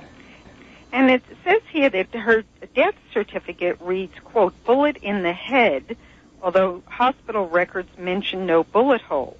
I don't know about that, and Garrison could never find it. The motorist who supposedly ran Rose over was not at the address that he gave, and Garrison had no way of investigating there. I want to say something else about Garrison, and that is how short-staffed he was. He only had a few people, 3 or 4 people working on this case. He had very little money. He had to borrow money from the Volkswagen dealer down there. He had a small group called Truth and Consequences, and for a while they gave $100 a month for his investigation, and then they stopped after a few months. He really was working on a shoestring, and so there were a lot of areas that he couldn't investigate, and I think the death of Rose Chermy was one. Another was Paese Serra and all the information that they had given about the CIA's role in European politics. Garrison just did not have the resources to follow up on these aspects of the case. And Joan, many of his witnesses who he nailed, and they were key and central witnesses, they simply went into other states, and then the governors refused to extradite them. Would you give Well, that's true, and I think we have to realize it was Walter Sheridan, on behalf of the Department of Justice, who telephoned the governors of those states where the witnesses were and ordered them not to extradite. It was true in Ohio in the case of Gordon Novell. Gordon Novell had been charged as a material witness by Garrison. He wanted him to talk to the grand jury, and the governor of Ohio just refused to extradite Novell. The same was true of a woman named Sandra Moffett, who had been Perry Russo's companion at the party that I referred to, where David Ferry and Clay Shaw were, and not a single witness was extradited by any state back to New Orleans to help Jim Garrison. You know, it puts me in mind of the time when we formed the Who Killed Kennedy Committee in London. That is the moment when the established media became absolutely rabid. The Guardian at the time published an editorial in which they said that I was a pathological American who had a psychopathic loathing for the country in which he had been bred. They didn't say spawned. And I remember, Joan, when we were seeing Jim in 1969, I was joking with Jim about the the kinds of attacks to which we had each been subjected over the years. And as Jim was so clear about this, if they don't off you, it's character assassination. Jim was subjected to the most relentless reinvention, character assassination. Even the vindication in a court of law wasn't sufficient when this fabrication about his taking bribes from pinball machine operators, which was a Justice Department plot against Garrison, was exposed. The New York Times to this day continues to write as if he had been convicted of this. And Jim used to say the following. He says, you tell it all as soon as you know it.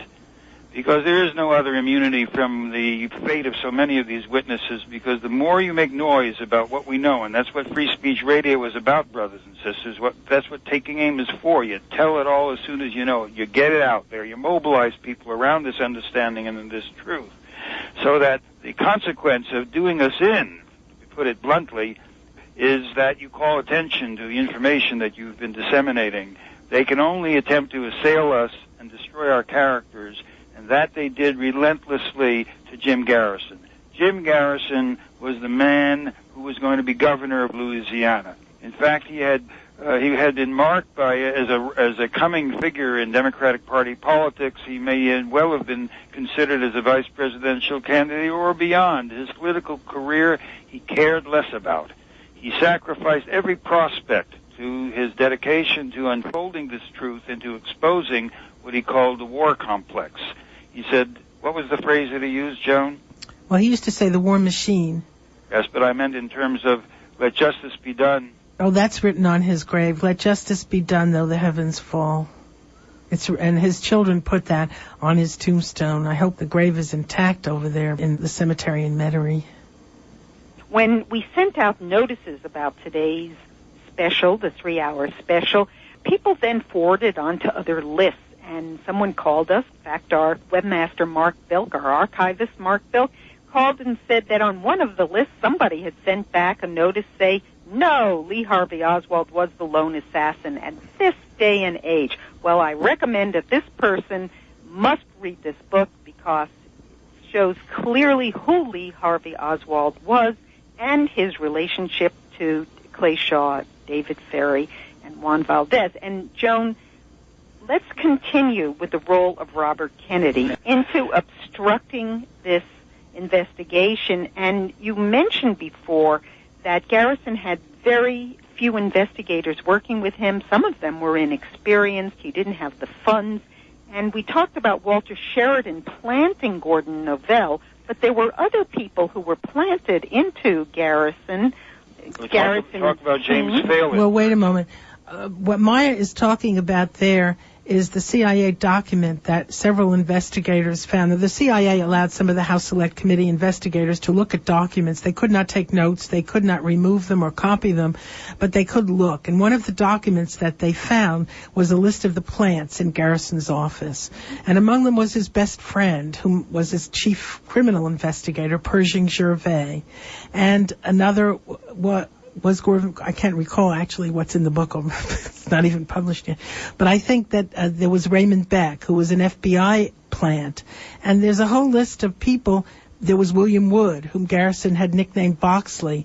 And these were all people who were sent in to subvert Garrison's investigation. One of the people whose name was not on the list, I don't think, was a young Englishman named Tom Bethel, who presented himself as Garrison's researcher. And they were so short-handed that they needed him to compile the list of witnesses for the trial of Clay Shaw.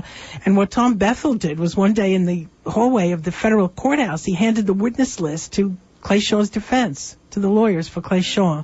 And that was Tom Bethel.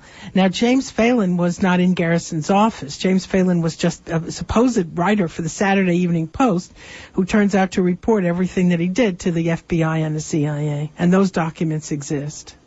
Maya had a question about Robert. Because this is something that is so startling to people, and you go into this in great detail about why Bobby Kennedy would obstruct the investigation of his brother's assassination. I was really finished. The book was in proofs, and I just wanted to made one last attempt to try to figure out why Robert Kennedy tried to destroy Jim Garrison. And Jim Garrison, during his time, was absolutely perplexed by this. And Garrison would say, if it were my brother, if my brother were killed, I'd want to know what happened to him. He knew that Robert Kennedy was working against him, but he couldn't figure out why.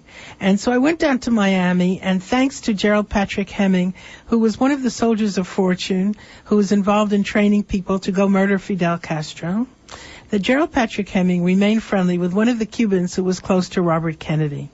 And because of Gerald Patrick Hemming's relationship with this Cuban, his name was Angelo Kennedy, who changed his name from Angelo Morgado to Angelo Kennedy, I was able to have a very good conversation with Mr. Kennedy and to discuss what Bobby Kennedy knew and when he knew it. And I found out that a group of Cubans, among whom was Angelo, were working for Robert Kennedy. They knew that something was happening in New Orleans, lest anyone doubt that the assassination of John F. Kennedy was planned and implemented as much in the state of Louisiana as it was in Dallas in November of 1963. So these Cubans went up to New Orleans to see what was happening.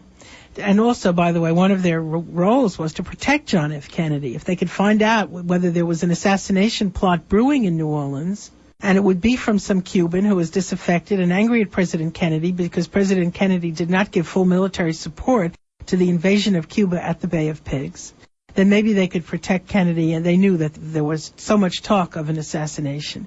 So the Cubans go to New Orleans, and they, mixing in anti-Castro circles, they find Lee Harvey Oswald. They report about Lee Harvey Oswald to Robert Kennedy. So here we have Robert Kennedy, and this is something that has never come out, that Robert Kennedy knew about Lee Harvey Oswald and knew quite a lot about him this is several months prior to the assassination. They also discovered that Lee Harvey Oswald was an FBI informant. Now, this in case anyone doubts that Lee Harvey Oswald was a government agent. And Robert Kennedy thought it over, and he said, well, if he's working for the FBI, if the FBI has him under control, we don't have to worry about him. Naivete of Robert Kennedy. And so they let him go. And Angelo Kennedy then turns out to have been one of the three men, and this is extremely important, three men, two Cubans, and a man named Leon Oswald visited a Cuban exile in Dallas named Sylvia Odio in September of 1963. And they're talking about her help because her father was in jail in Cuba, helping them to do damage to Fidel Castro, to organize a movement against Castro. And one of them was called Angelo, whom we know is Angelo Morgado. One of them called himself Leopoldo, whose name was not Leopoldo. And out of Angelo's hearing, a couple of days later, Leopoldo calls back Sylvia Odio and says, that Leon Oswald was really crazy. He said that some Cuban should kill John F. Kennedy because of what he did at the Bay of Pigs.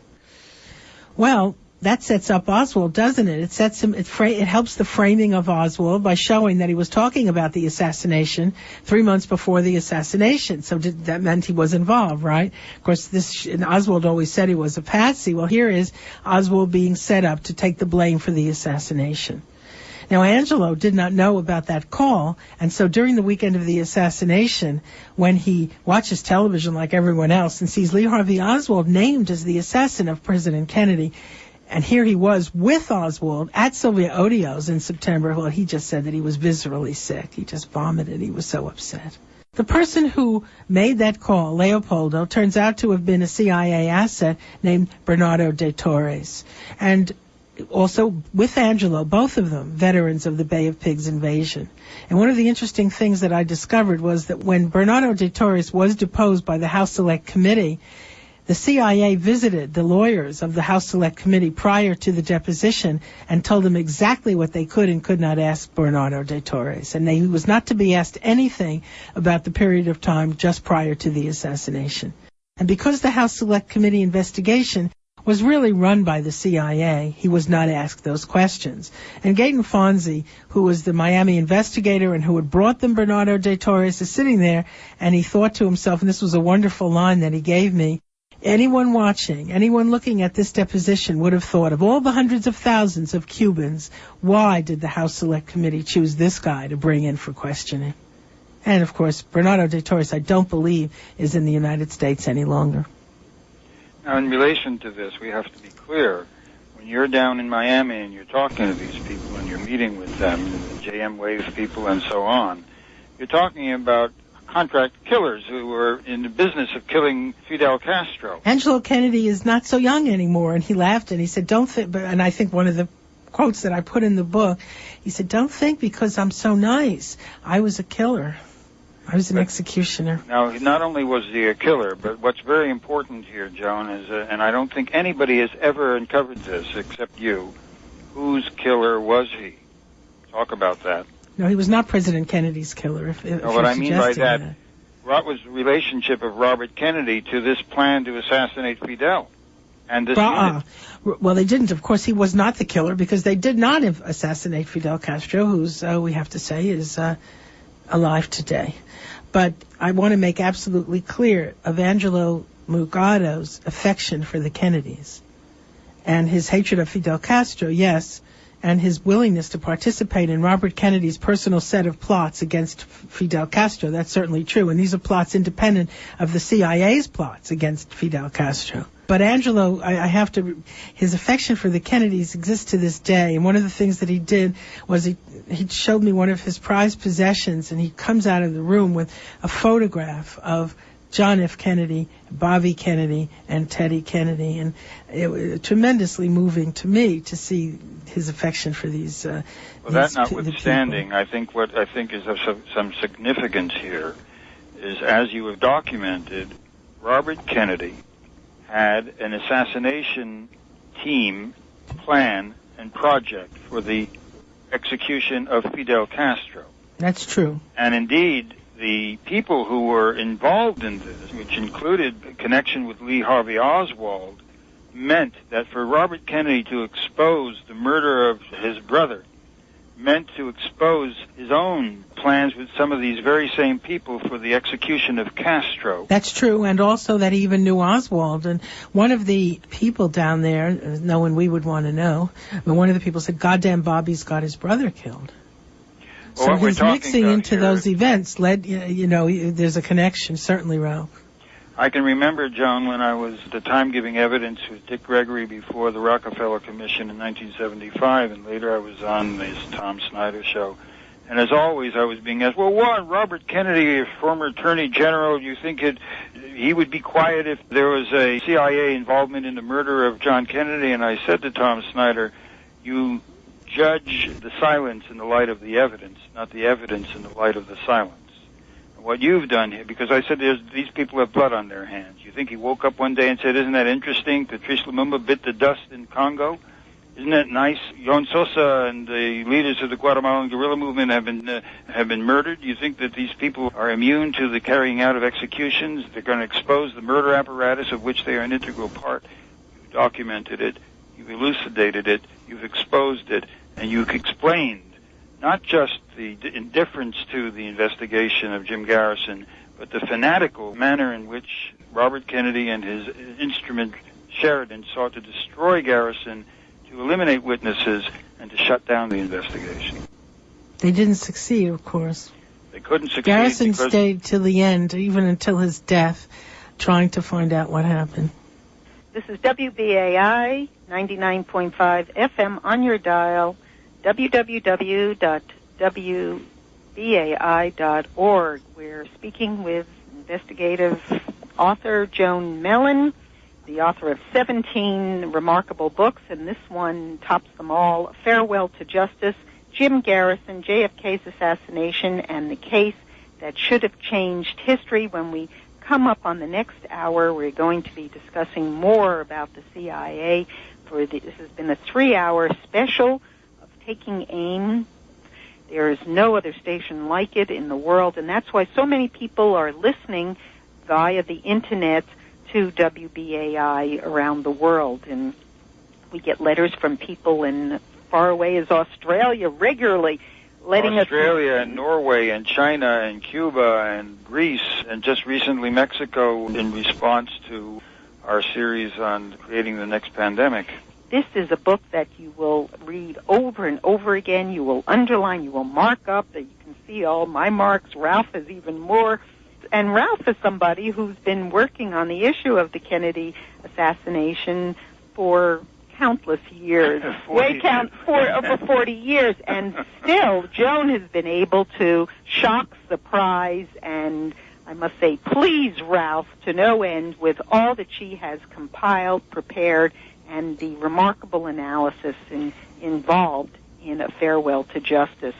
Not only is this the corroboration of what Jim Garrison was doing, it goes much, much further. I wanted to quote something from your book on page 174, where you write, Oswald, Garrison concluded, had been, quote, an employee of the CIA, which skillfully nurtured him and convinced him that he was performing undercover intelligence assignments for the government, unquote. Oswald was, quote, bright and deeply experienced, if low level, and had he not been eliminated, he'd still be talking, Garrison said.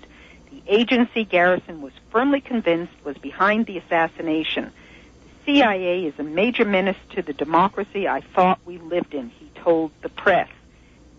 The agency Garrison was firmly convinced was behind the assassination. The CIA is a major menace to the democracy I thought we lived in, he told the press. Joan Mellen's A Farewell to Justice, Jim Garrison, JFK's Assassination, and the Case That Should Have Changed History. This is Taking Aim with Ralph Joan Mellen and Maya Schoen, October 11th, our special 3-hour broadcast for a discussion with Joan Mellen about her newly published book, hot off the presses, A Farewell to Justice, Jim Garrison, JFK's Assassination, and the Case That Should Have Changed History. We have discussed in the past 2 hours that Lee Harvey Oswald is not a lone assassin, was a government agent, CIA, FBI, U.S. Customs, and that Lee Harvey Oswald knew David Ferrie, worked closely with him and with Clay Shaw, that there was the planning and the implementation of the Kennedy assassination centered here in New Orleans as well as in Dallas, and Joan follows the Louisiana connections. And also we're going to discuss the setting up. We've discussed the setting up of Oswald as a patsy, but also Joan uncovered a second patsy. But before we get to the second patsy, I want to make reference to the following. Richard Case Nagel, Joan, we've discussed him. Garrison believed that Nagel was, as you put it, the closest thing to the key to the assassination that there is in one man. The CIA had assigned Nagel to surveil Oswald in New Orleans in the summer of '63. And then Nagel uncovered the plot to murder Kennedy. If you find out what I had to do with Oswald, and he had to do it with me, you will know what this is all about. You have with Nagel writing to Richard Hopkins. But let's just look at him a moment. A military intelligence officer with the Counterintelligence Corps of the U.S. Army, recruited to the Central Intelligence Agency, first meeting Oswald in Japan. Nagel worked for the CIA Red Squad, spying on dissident organizations. He was investigating associates of what he called the right-wing extremist David Ferrie, and he was referring to none other than Sergio Arcacha Smith. Nagel went to Louisiana as Oswald's manager. He connected Arcacha Smith with Eladio Del Valle, who would be murdered in Miami after Jim Garrison was preparing to indict him. And he defined himself as having a special mission. He stated that the Ferrie Bannister group, which he had infiltrated, was Oswald's circle, and that these were the central people in preparing the murder of John F. Kennedy. And here we have Nagel writing to J. Edgar Hoover on September 17th, warning that Kennedy was about to be assassinated, naming Oswald's aliases, and then writing to Desmond Fitzgerald at JM Wave, in which he returns money that was to have been supplied to Oswald. Garrison wanted to interview Nagel. What happened? What did William Martin do? How was that sabotaged? Garrison thought that Nagel would be the best witness he had. But just to make a long story short, and I tell it in the book, Nagel finally refused to testify at the trial of Clay Shaw that the agency for which he worked was the CIA. And that made him really not a usable witness. So after all was said and done, it was really not William Martin. William Martin was one of the plants in Garrison's office that we referred to in the last segment, and clearly had worked for the CIA before he entered Garrison's office as an assistant district attorney, and later immediately called the CIA as soon as he left. And Garrison, because William Martin spoke Spanish, now I can't figure out why would that be the reason that he sent him to see Richard K. Snagel. But anyway, I think Martin had volunteered. He was going to go interview Richard K. Snagel, who at that time was in Springfield Prison, which was a federal psychiatric prison. And Richard K. Snagel immediately saw that William Martin was CIA connected. But ultimately, Richard K. Snagel, what's important about him, I think, is his analysis of the situation, the fact that he knew Ferry, he knew Shaw, and he knew that Richard Helms was behind the assassination, and he knew that John F. Kennedy was threatening the power of the CIA, and that this was the motive. This is something that we haven't talked about so much today, that the motive of the CIA in destroying John F. Kennedy had to do with Kennedy's challenge to the CIA, which, as President Truman said in an op-ed piece on the front page of the Washington Post 1 month after the assassination, that the CIA was running a shadow government. And John F. Kennedy had made serious inroads in reducing the power of the CIA, reducing the power of the Director of Central Intelligence, reducing the activities that they were involved in, reducing their budget. And as a result of this, the CIA really was not just angry at Kennedy because of his policies, but because the very institution was threatened. And Richard K. Snagel, in a series of letters that he wrote to a friend in Mexico, reveals that he knew all of this. And he knew that Richard Helms was behind the assassination. Plus, his surveillance of Oswald and his foreknowledge of the assassination led him to would have been a remarkable witness. And I should tell the audience, we didn't mention, is that when Richard K. Snagel realized that the assassination of President Kennedy was being planned and that Oswald was going to be involved in it in some way, he went to a bank in El Paso and shot off a gun, and which you do in a bank meant that was a federal crime, and he was immediately put in prison, which meant that if he were in prison, he knew that he could not be implicated himself in the assassination. That's how close to the assassination plot that he came. Unfortunately, even later, years later, when Richard K. Snagel was about to testify before the House Select Committee, he dies. And so he never actually revealed all that he knew, although a remarkable book was written about Richard K. Snagel called The Man Who Knew Too Much by Dick Russell. Right. Well, now, it's interesting, you see here, that we're describing Kennedy's designs upon the Central Intelligence Agency Covert Operations Division that was outside his control. But the operations to murder Fidel Castro were not something to which he took exception, and he was seeking to have. Wasn't he indeed, the Kennedy brothers, obsessed with James Bond and covert operations themselves, except they wanted to run them?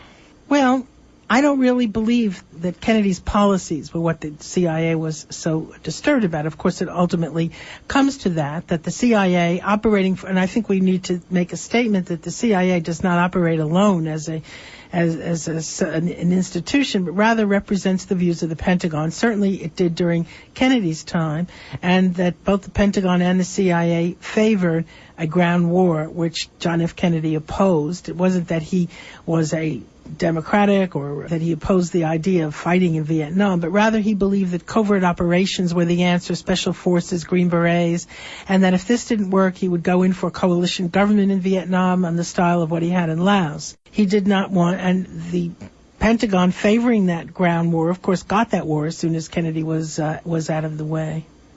You mentioned Richard Helms. Could you discuss his role in the Kennedy assassination?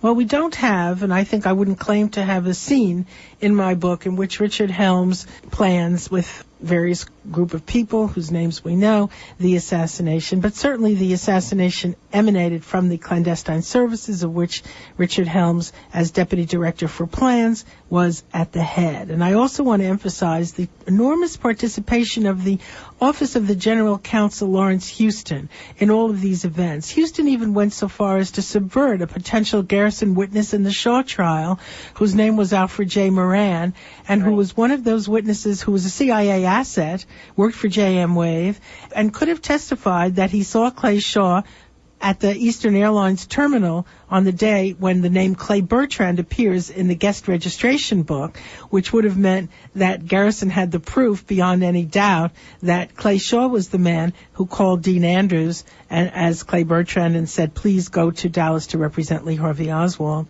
And the CIA made a tremendous effort. Alfred J. Moran, who had no particular admiration for Jim Garrison, went to a cocktail party the night after Garrison's office interviewed him and said, Jim Garrison has an ironclad case. And what the CIA did after that was to do everything in its power to make sure that that statement by Alfred J. Moran was erased, and that Alfred J. Moran would then give another statement for the record saying that he didn't really mean it and he had faith in it. Garrison didn't know what he was talking about, and that he did not see Clay Shaw at the Eastern Airlines terminal. I just wanted to go back again to the conflicts at the highest levels of state with Kennedy and the CIA, because you write here, in May of 1961, only a month after the Bay of Pigs, Kennedy formed his own special group, meeting as the President's Foreign Intelligence Advisory Board. Its express purpose was to bring the CIA under the control of the President. Quote, covert action programs of the CIA may not have been worth the risk nor worth the great expenditure of manpower and money, Kennedy told the group on May 15th.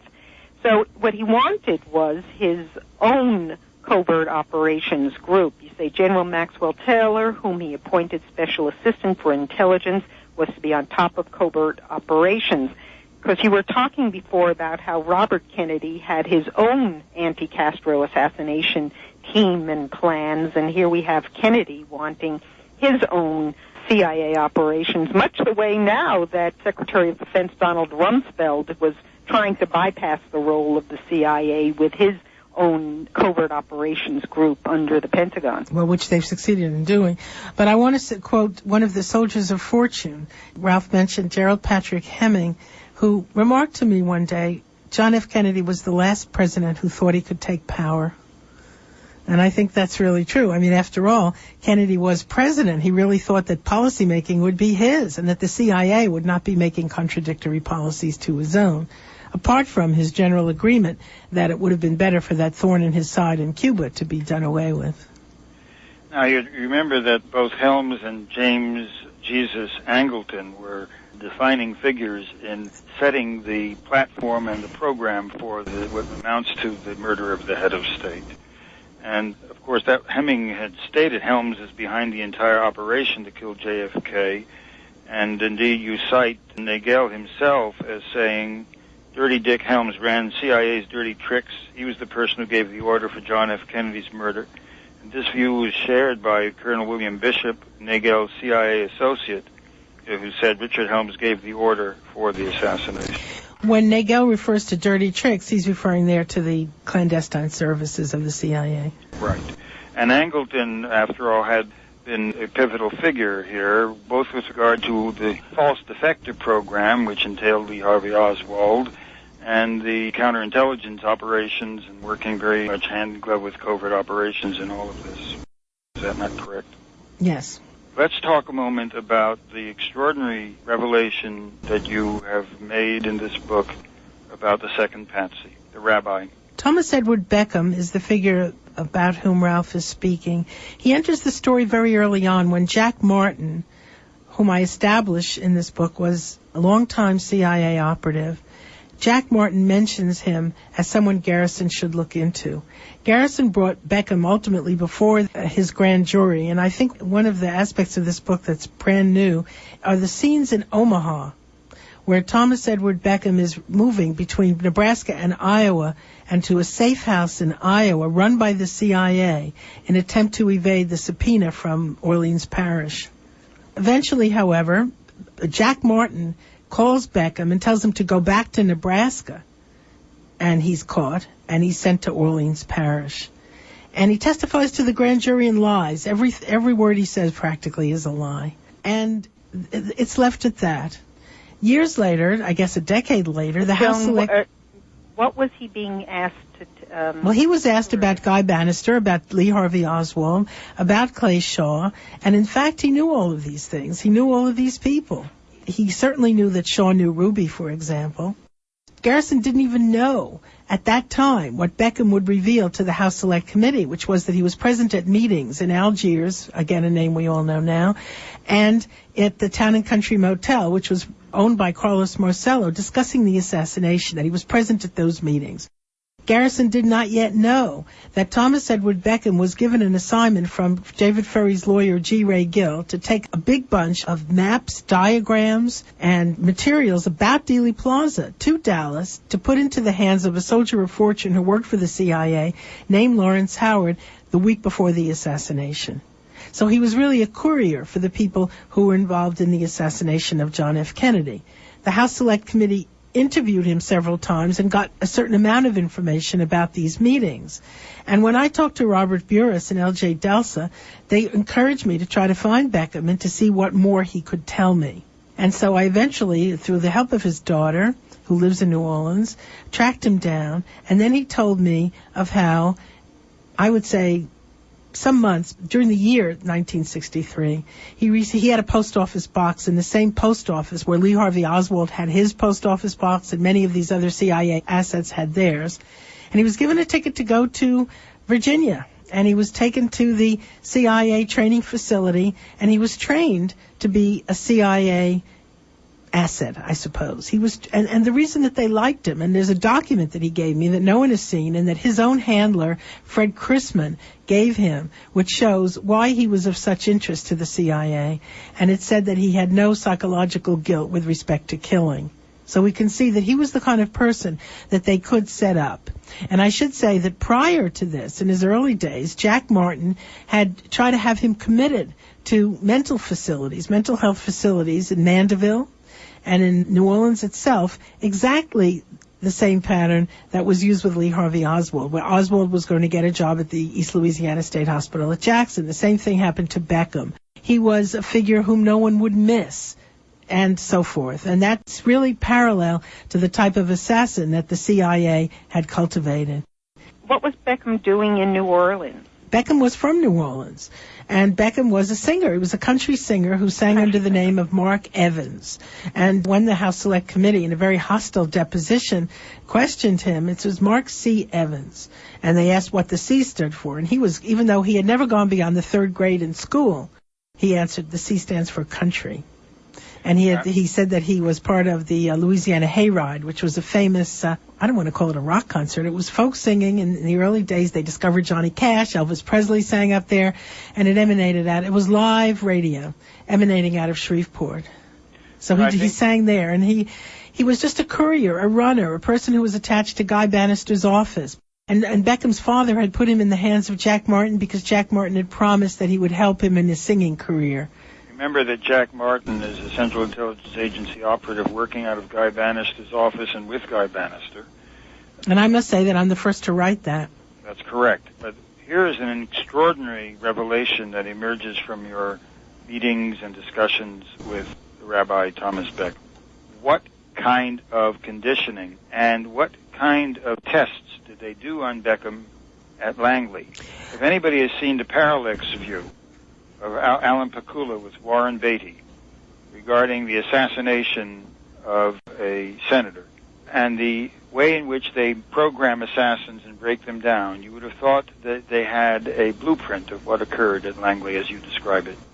Why don't you give it a... Well, I think it was exactly as Ralph says, as in the movie The Parallax View, where pictures are flashed on the wall and you have to give free association of ideas. You're taken through a labyrinth of rooms and you're asked to remember what you saw, and you're taught how not to reveal anything about yourself. You're taught not to smoke tobacco because the scent of the tobacco would give you away. And there were a whole series of, I guess, what we would call tradecraft that he was taught. Right. You write in here, he was taught how to create false information. He's instructed never to volunteer an opinion on any issue. He must not brag about anything he has done. He must never talk about anything he has done in the past. He is taught to have only short conversations with people. And you mentioned that he meets somebody who has one white eyebrow, and that's Robert Burris, to whom the book is dedicated, the police officer. And Robert Burris was interviewing him for the House Select Committee. So Thomas Edward Beckham said to me, I really didn't like that white eyebrow, because he should really have gotten rid of that because it gave him away. It was very amusing, actually. I told Burris about that. In relation to this, Joan, we must reprise here. Beckham is groomed as a second patsy. He's a courier, as you say. He's carrying military diagrams of Dealey Plaza to the intended assassins, the actual killers. he is present during the meetings that include the central figures that we're discussing here, that Jim Garrison was in fact on the trail of. When he writes his book On the Trail of the Assassins, that's who he's talking about. There's a very poignant part of your description of the role of Beckham, and particularly your interaction with Beckham. I want to describe that, Ralph. I think what you're referring to is after Beckham testified to Garrison's grand jury, which he denied everything. He denied that he knew Jack Martin even, who was his handler. He denied that he knew Oswald, and so he denied that he had anything to do with the CIA. Well, according to Beckham, what he told me was after that grand jury appearance, and he went home, he got a telephone call from Jim Garrison. And the person that was with him, that stuck to him like glue, was a person named A. Roswell Thompson, who was a figure in the Ku Klux Klan in Louisiana. And so blatant was the Klan in Louisiana that A. Roswell Thompson walked around in the white sheets. Once a year, he would wear the white sheets in public with the pointed hat, and he would go to Lee Circle and put a wreath at the foot of the statue of Robert E. Lee. And I think the best photograph I have in this book, and there are many photographs, is the figure of Robert Burris, the police officer, as I mentioned, to whom the book is dedicated, standing next to A. Roswell Thompson in his Klan robes, protecting his civil liberties. Because as a police officer, everybody's throwing rocks and, in outrage that here's Roswell Thompson walking around as a Klanner. And Robert Burris is protecting A. Roswell Thompson. Well, this same A. Roswell Thompson was with Thomas Edward Beckham on that day after Beckham testified before the grand jury, and Garrison calls up and says, listen, just tell me, was I close? And Beckham really doesn't want to admit to anything, and he says, why ask me? I don't know anything, and so forth. And what Beckham said to me, this is a couple of years ago when I did the interview, I wish I could have told him. I wish I could have told him how close he was. Well, it's not just how close he was, but how right on he was. Right on target. And Beckham, too, was frightened. He ran. He was a con man, and he ran from place to place. He could never settle down. He thought that the CIA was after him. And he lived that life until, really, the last few years. Describe the revelations that Beckham has made to you and his role as a rabbi, which is an extraordinary transformation. Well, he was half Jewish. His mother was Jewish, which I think makes you maybe all Jewish. And he became a rabbi. And his mother had always wanted one of her sons. In fact, in the CIA document that it's not really a CIA document, it's an Army Air Defense document, but it refers to his CIA training, and it mentions that he's one of several brothers, implying that he wouldn't be missed in the family if anything happened to him, which was when they were thinking of using him as the patsy. And in later years, he became a rabbi, a practicing rabbi, and a person that dedicated himself to religion, and really trying to, I think, redeem himself, as many figures in this book did. Another one of the figures who tried to redeem himself, whom we haven't mentioned this afternoon, was a character called E. Carl McNabb, who was a CIA contract pilot. He also flew in the Congo. He murdered, during that time, I think if people remember, many nuns were murdered by there was CIA bombings, and this fellow McNabb was involved in that. And years later, he tried to redeem himself by offering Jim Garrison his assistance. And he was nicknamed by a former FBI figure who helped Garrison named Bill Turner, Jim, for Jim Garrison, and Rose, because I think the Rose Bowl was on at that time. And Jim Rose tried to help Jim Garrison, I think in part to redeem himself for those murderous CIA missions that he flew, many of them into Cuba, many of them where he risked his life, was shot down in the Caribbean. And one time he said he was shot down because we were talking about the flight of John F. Kennedy Jr., and McNabb was a crackerjack aviator. He just said he wouldn't have gone. But he described to me how he landed a plane at one point in the sea, in the Caribbean, 1 foot on the rudder, 1 foot in the water, and sat on a rock and waited for Radio Swan to come and get him.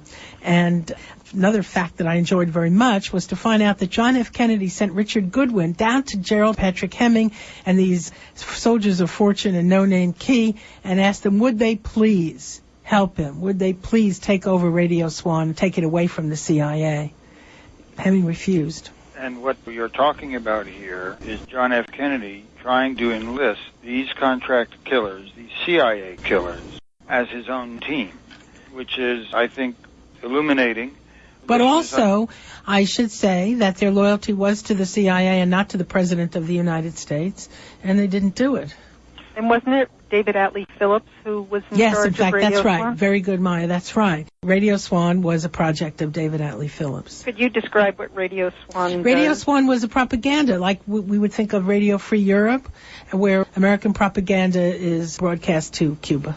Ruling class propaganda, but also, of course, also when the CIA pilots got in trouble, Radio Swan would radio for help to rescue them.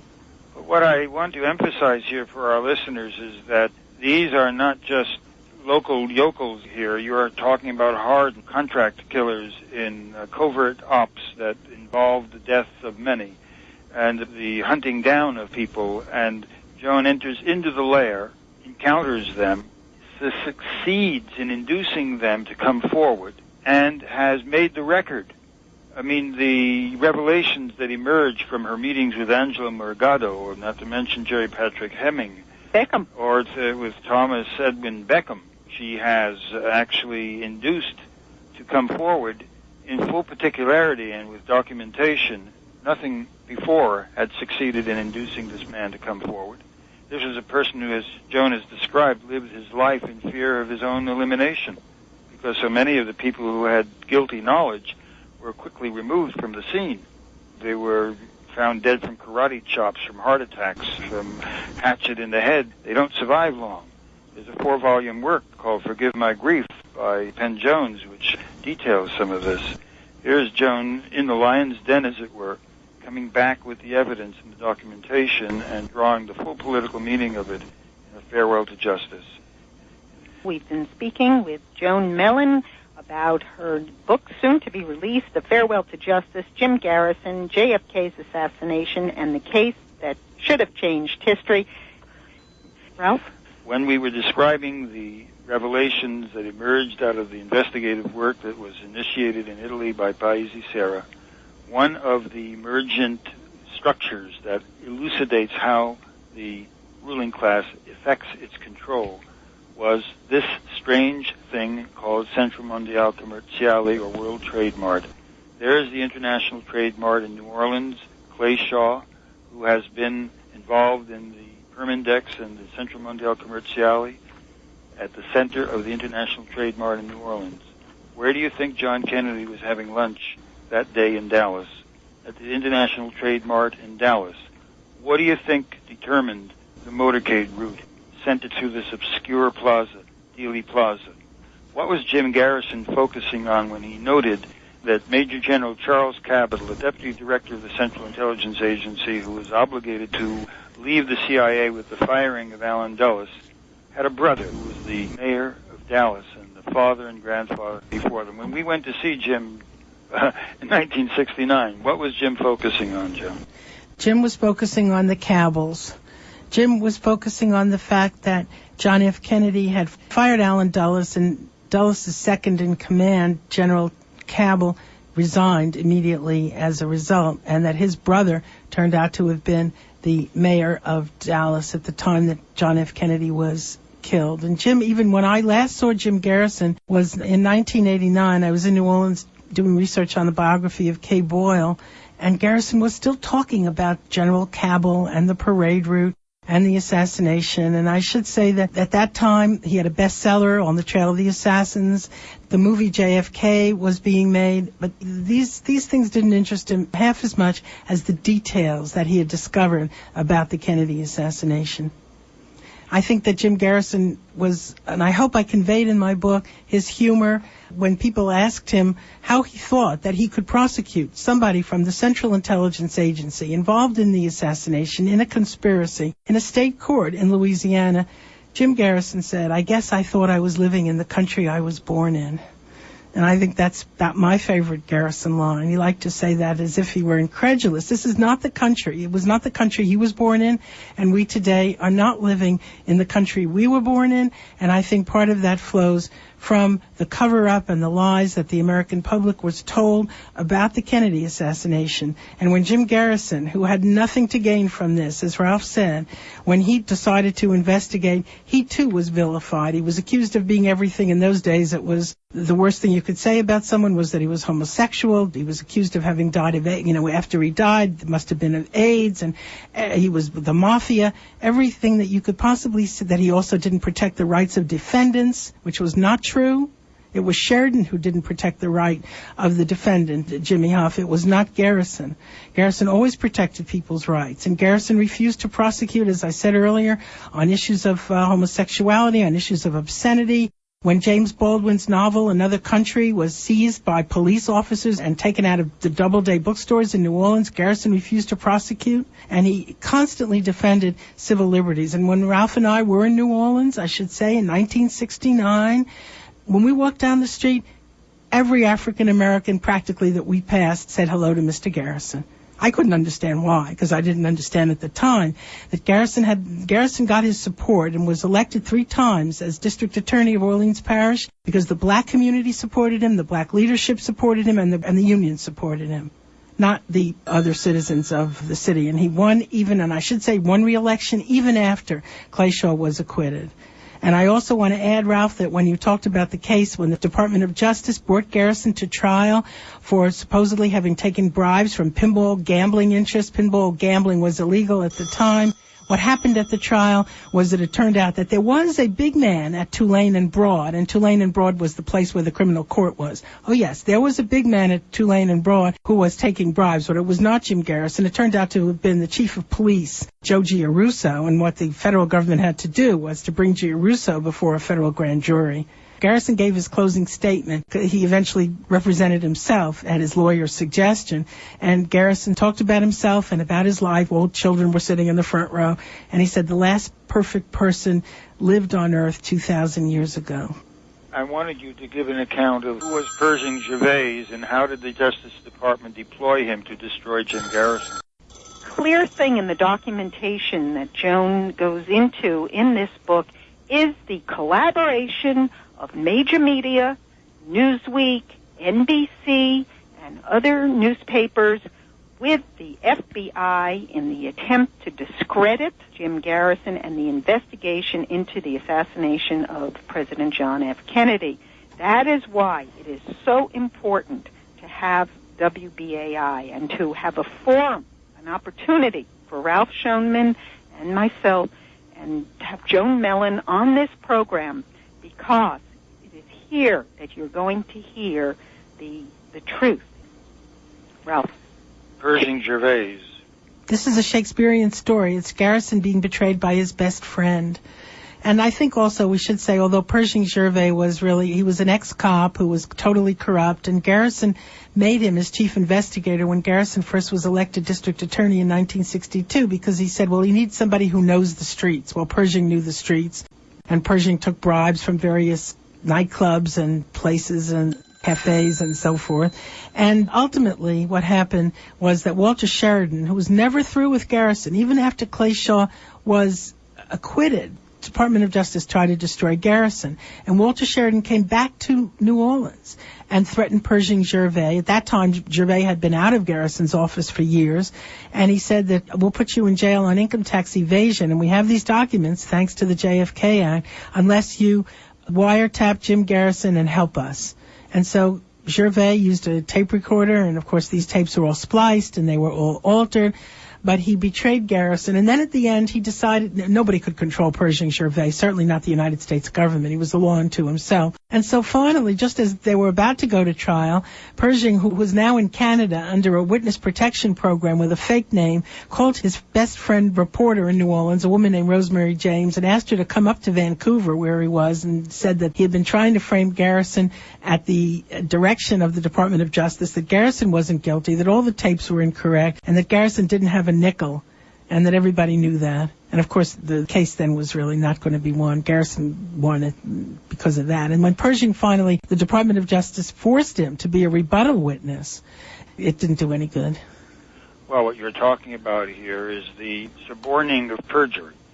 The conscious and deliberate attempt on the part of Sheridan and the U.S. Department of Justice to frame Jim Garrison on a fabricated charge by suborning the perjury of a corrupt figure and creating scissors and paste spliced tapes to establish the guilt of Jim Garrison of something of which he had not been guilty at all, taking bribes for the use of pinball machines in New Orleans, the absurdity of it. I want to just quote, this is a quote from James Angleton, which I think was sort of close to his death, and I got it from a book by Joseph Trento, which I think sums up the activities of some of the CIA figures in our story that we've talked about this afternoon. It's something that James Angleton told Joe Trento, I think. Alan Dulles, Richard Helms, Carmel Offey, and Frank Wisner. And Frank Wisner was the person who had collected French Nodge to be one of the CIA assets, the person who would eventually be one of the founders of Permindex. Alan Dulles, Richard Helms, Carmel Offey, and Frank Wisner were the Grand Masters. If you were in a room with them, you were in a room full of people that you had to believe would deservedly end up in hell. I guess I will see them there soon. Now, I don't know, you can't call that quite a deathbed confession, but it's awfully close. Well, Joan, you remember that James Jesus Angleton, who was the head of counterintelligence and covert operations, had a drinking problem. He appeared before some reporters once, and he was drunk, and he made the following statement. He says, "There are many rooms in the mansion. I wasn't privy to who shot John." But, of course, he was more than privy. Well, he was in the same mansion in any case. Yes. The one we're talking about. And I also, and I'm not going to quote it now, but it's in the book, I have a semi-deathbed confession by Clay Shaw, where he's visited his hospital. He was dying of lung cancer, and he told a French Quarter artist, George Duro, that Garrison was wrong, but someone like me might well have helped the CIA, might well have delivered a package, might well...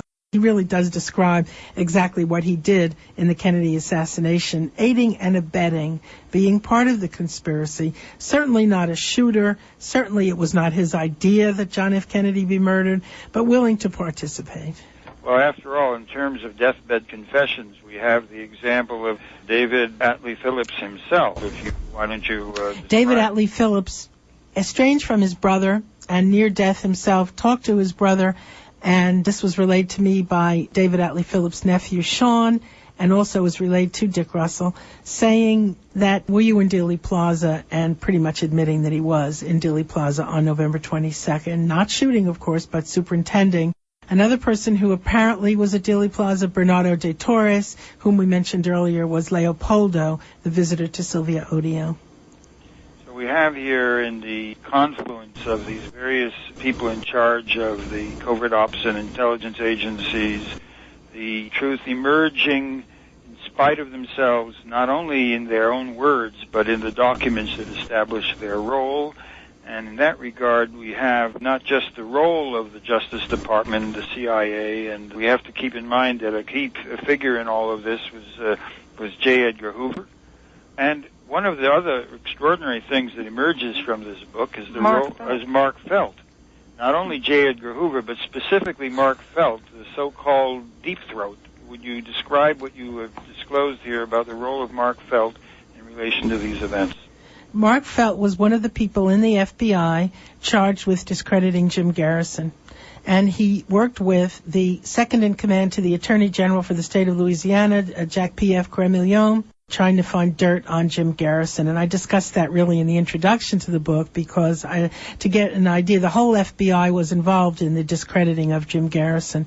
One of the things that J. Edgar Hoover did as soon as Garrison started was to issue a directive to all special agents in charge to say, give Garrison nothing. And we have that in writing. Yes, and of course, in relation to this, we were mentioning at the beginning of this program, Joan, the fate of such as Mary Sherman. And of course, we know that right after the disclosure that Perry was going to be indicted, he was found dead.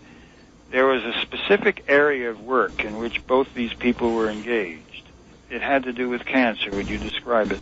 I'm not going to say too much about Mary Sherman and about her experiments, that she worked clearly in a government lab in the dead of night. Mary Sherman worked for the Ochsner Clinic. And Alton Ochsner was a very close associate of Clay Shaw, both of them CIA assets. There are enormous number of CIA documents about Dr. Ochsner. Somehow Mary Sherman is connected to the Ochsner Clinic, connected to Ferry, connected to the U.S. Public Health Hospital, where Oswald himself was carrying a vaccination card when he was arrested in Dallas. And that card came from that hospital. And I wish that people would find in my book many hints that they could continue this investigation. My book is not the be-all and the end-all. I hope I've opened up areas of investigation for people to go further, to look further, to find new witnesses, to encourage new witnesses to come forward. It's what Jim Garrison always wanted. He hoped that by Perry Russo coming forward and being public, other people would also come forward. And I think this is all we can hope for. And I find that I was very lucky, really, when I was in Miami. I'm looking at the book, and I find another soldier of fortune, Edward I. Arthur, who's well known to people who have studied the anti-Castro movement. And Edward I. Arthur told me he was warned by his CIA controller during the summer in Miami, the summer of 1963, this guy Oswald, if you come across him, stay away. And another CIA colleague at the time told Ed Arthur, Kennedy's not long for this world. So the idea that this was really an open secret, that the CIA was after Kennedy. As Maya said, the mainstream press has preferred to accept the Warren Commission report, although I think the polls overwhelmingly state that nobody really believes that Oswald acted alone. But the evidence is overwhelming, not only that what we know today, but even what was known at the time. Now, it's the entire panoply of events, because they had placed Oswald in Mexico City, and this under the direction of such as David Atlee Phillips. What was he doing there? I'm going to leave the Mexico City portion of the story to others. I concentrate in my book on the events that happened during Oswald's stay in Louisiana from April of 1963 to the end of September, shortly before he goes to visit Sylvia Odio.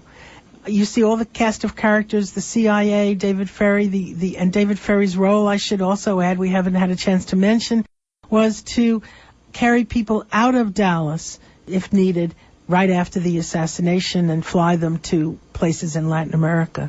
And that very plan of Ferry to take the assassins out, and the movements of Ferry in relation to Galveston and Dallas, was the subject of meetings for which there were witnesses and part of the extraordinary documentation in A Farewell to Justice.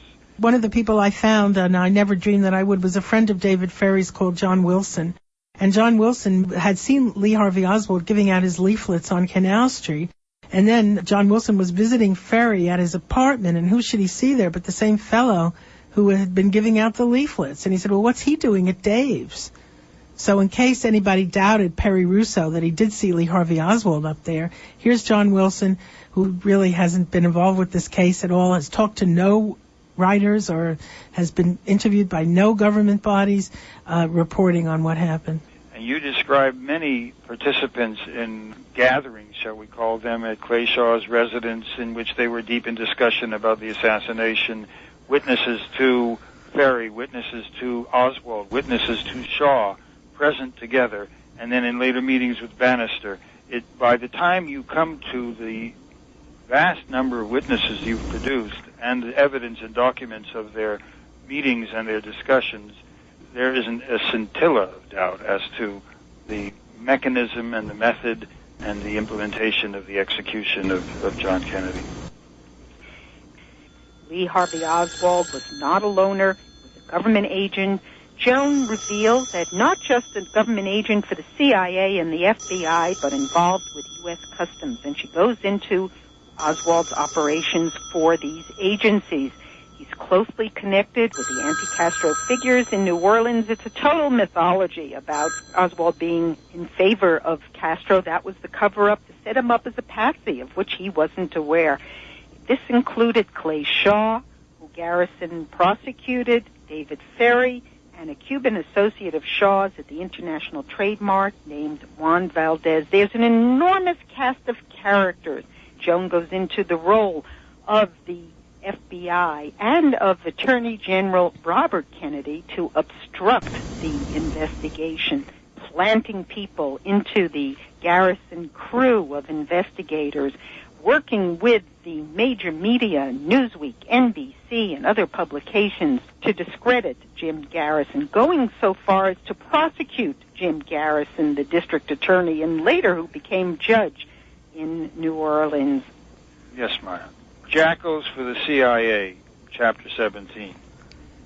In Jackals for the CIA, you will find person after person exposed for their CIA connections who are connected to Oswald and who were involved on behalf of the authorities in framing Oswald and in establishing the cover story for the execution of the president. The imputation to a presumptive Marxist for the purpose of a political adventure, that was the real underlying context of the assassination itself. This is a revelation, this book, and it is not just a revelation, but it is an establishing documentation of what actually occurred. Please support it, obtain it, promote it, disseminate it, make it your own, and let's continue this struggle, brothers and sisters. A farewell to justice defines what occurred in relation to the execution of the head of state, but it also describes our subsequent history and the period during which we are living at this very moment. For all of the events that define the execution of the head of state provide the platform for the conduct of our affairs, for the treatment of our citizens, and for the nature of the state apparatus that has control over us. The martial law state has its roots in the murder of Kennedy. The hegemony of the military and the Central Intelligence Agency in our lives and the destruction of the formal protections that we have taken to be our birthright are a direct lineage with the execution of the head of state, and not just the cover-up, but the internalization of all of those processes and the embrace of treason at the highest levels. Joan is going to be talking about a farewell to justice across the United States. Support that effort. Carry on the struggle, brothers and sisters.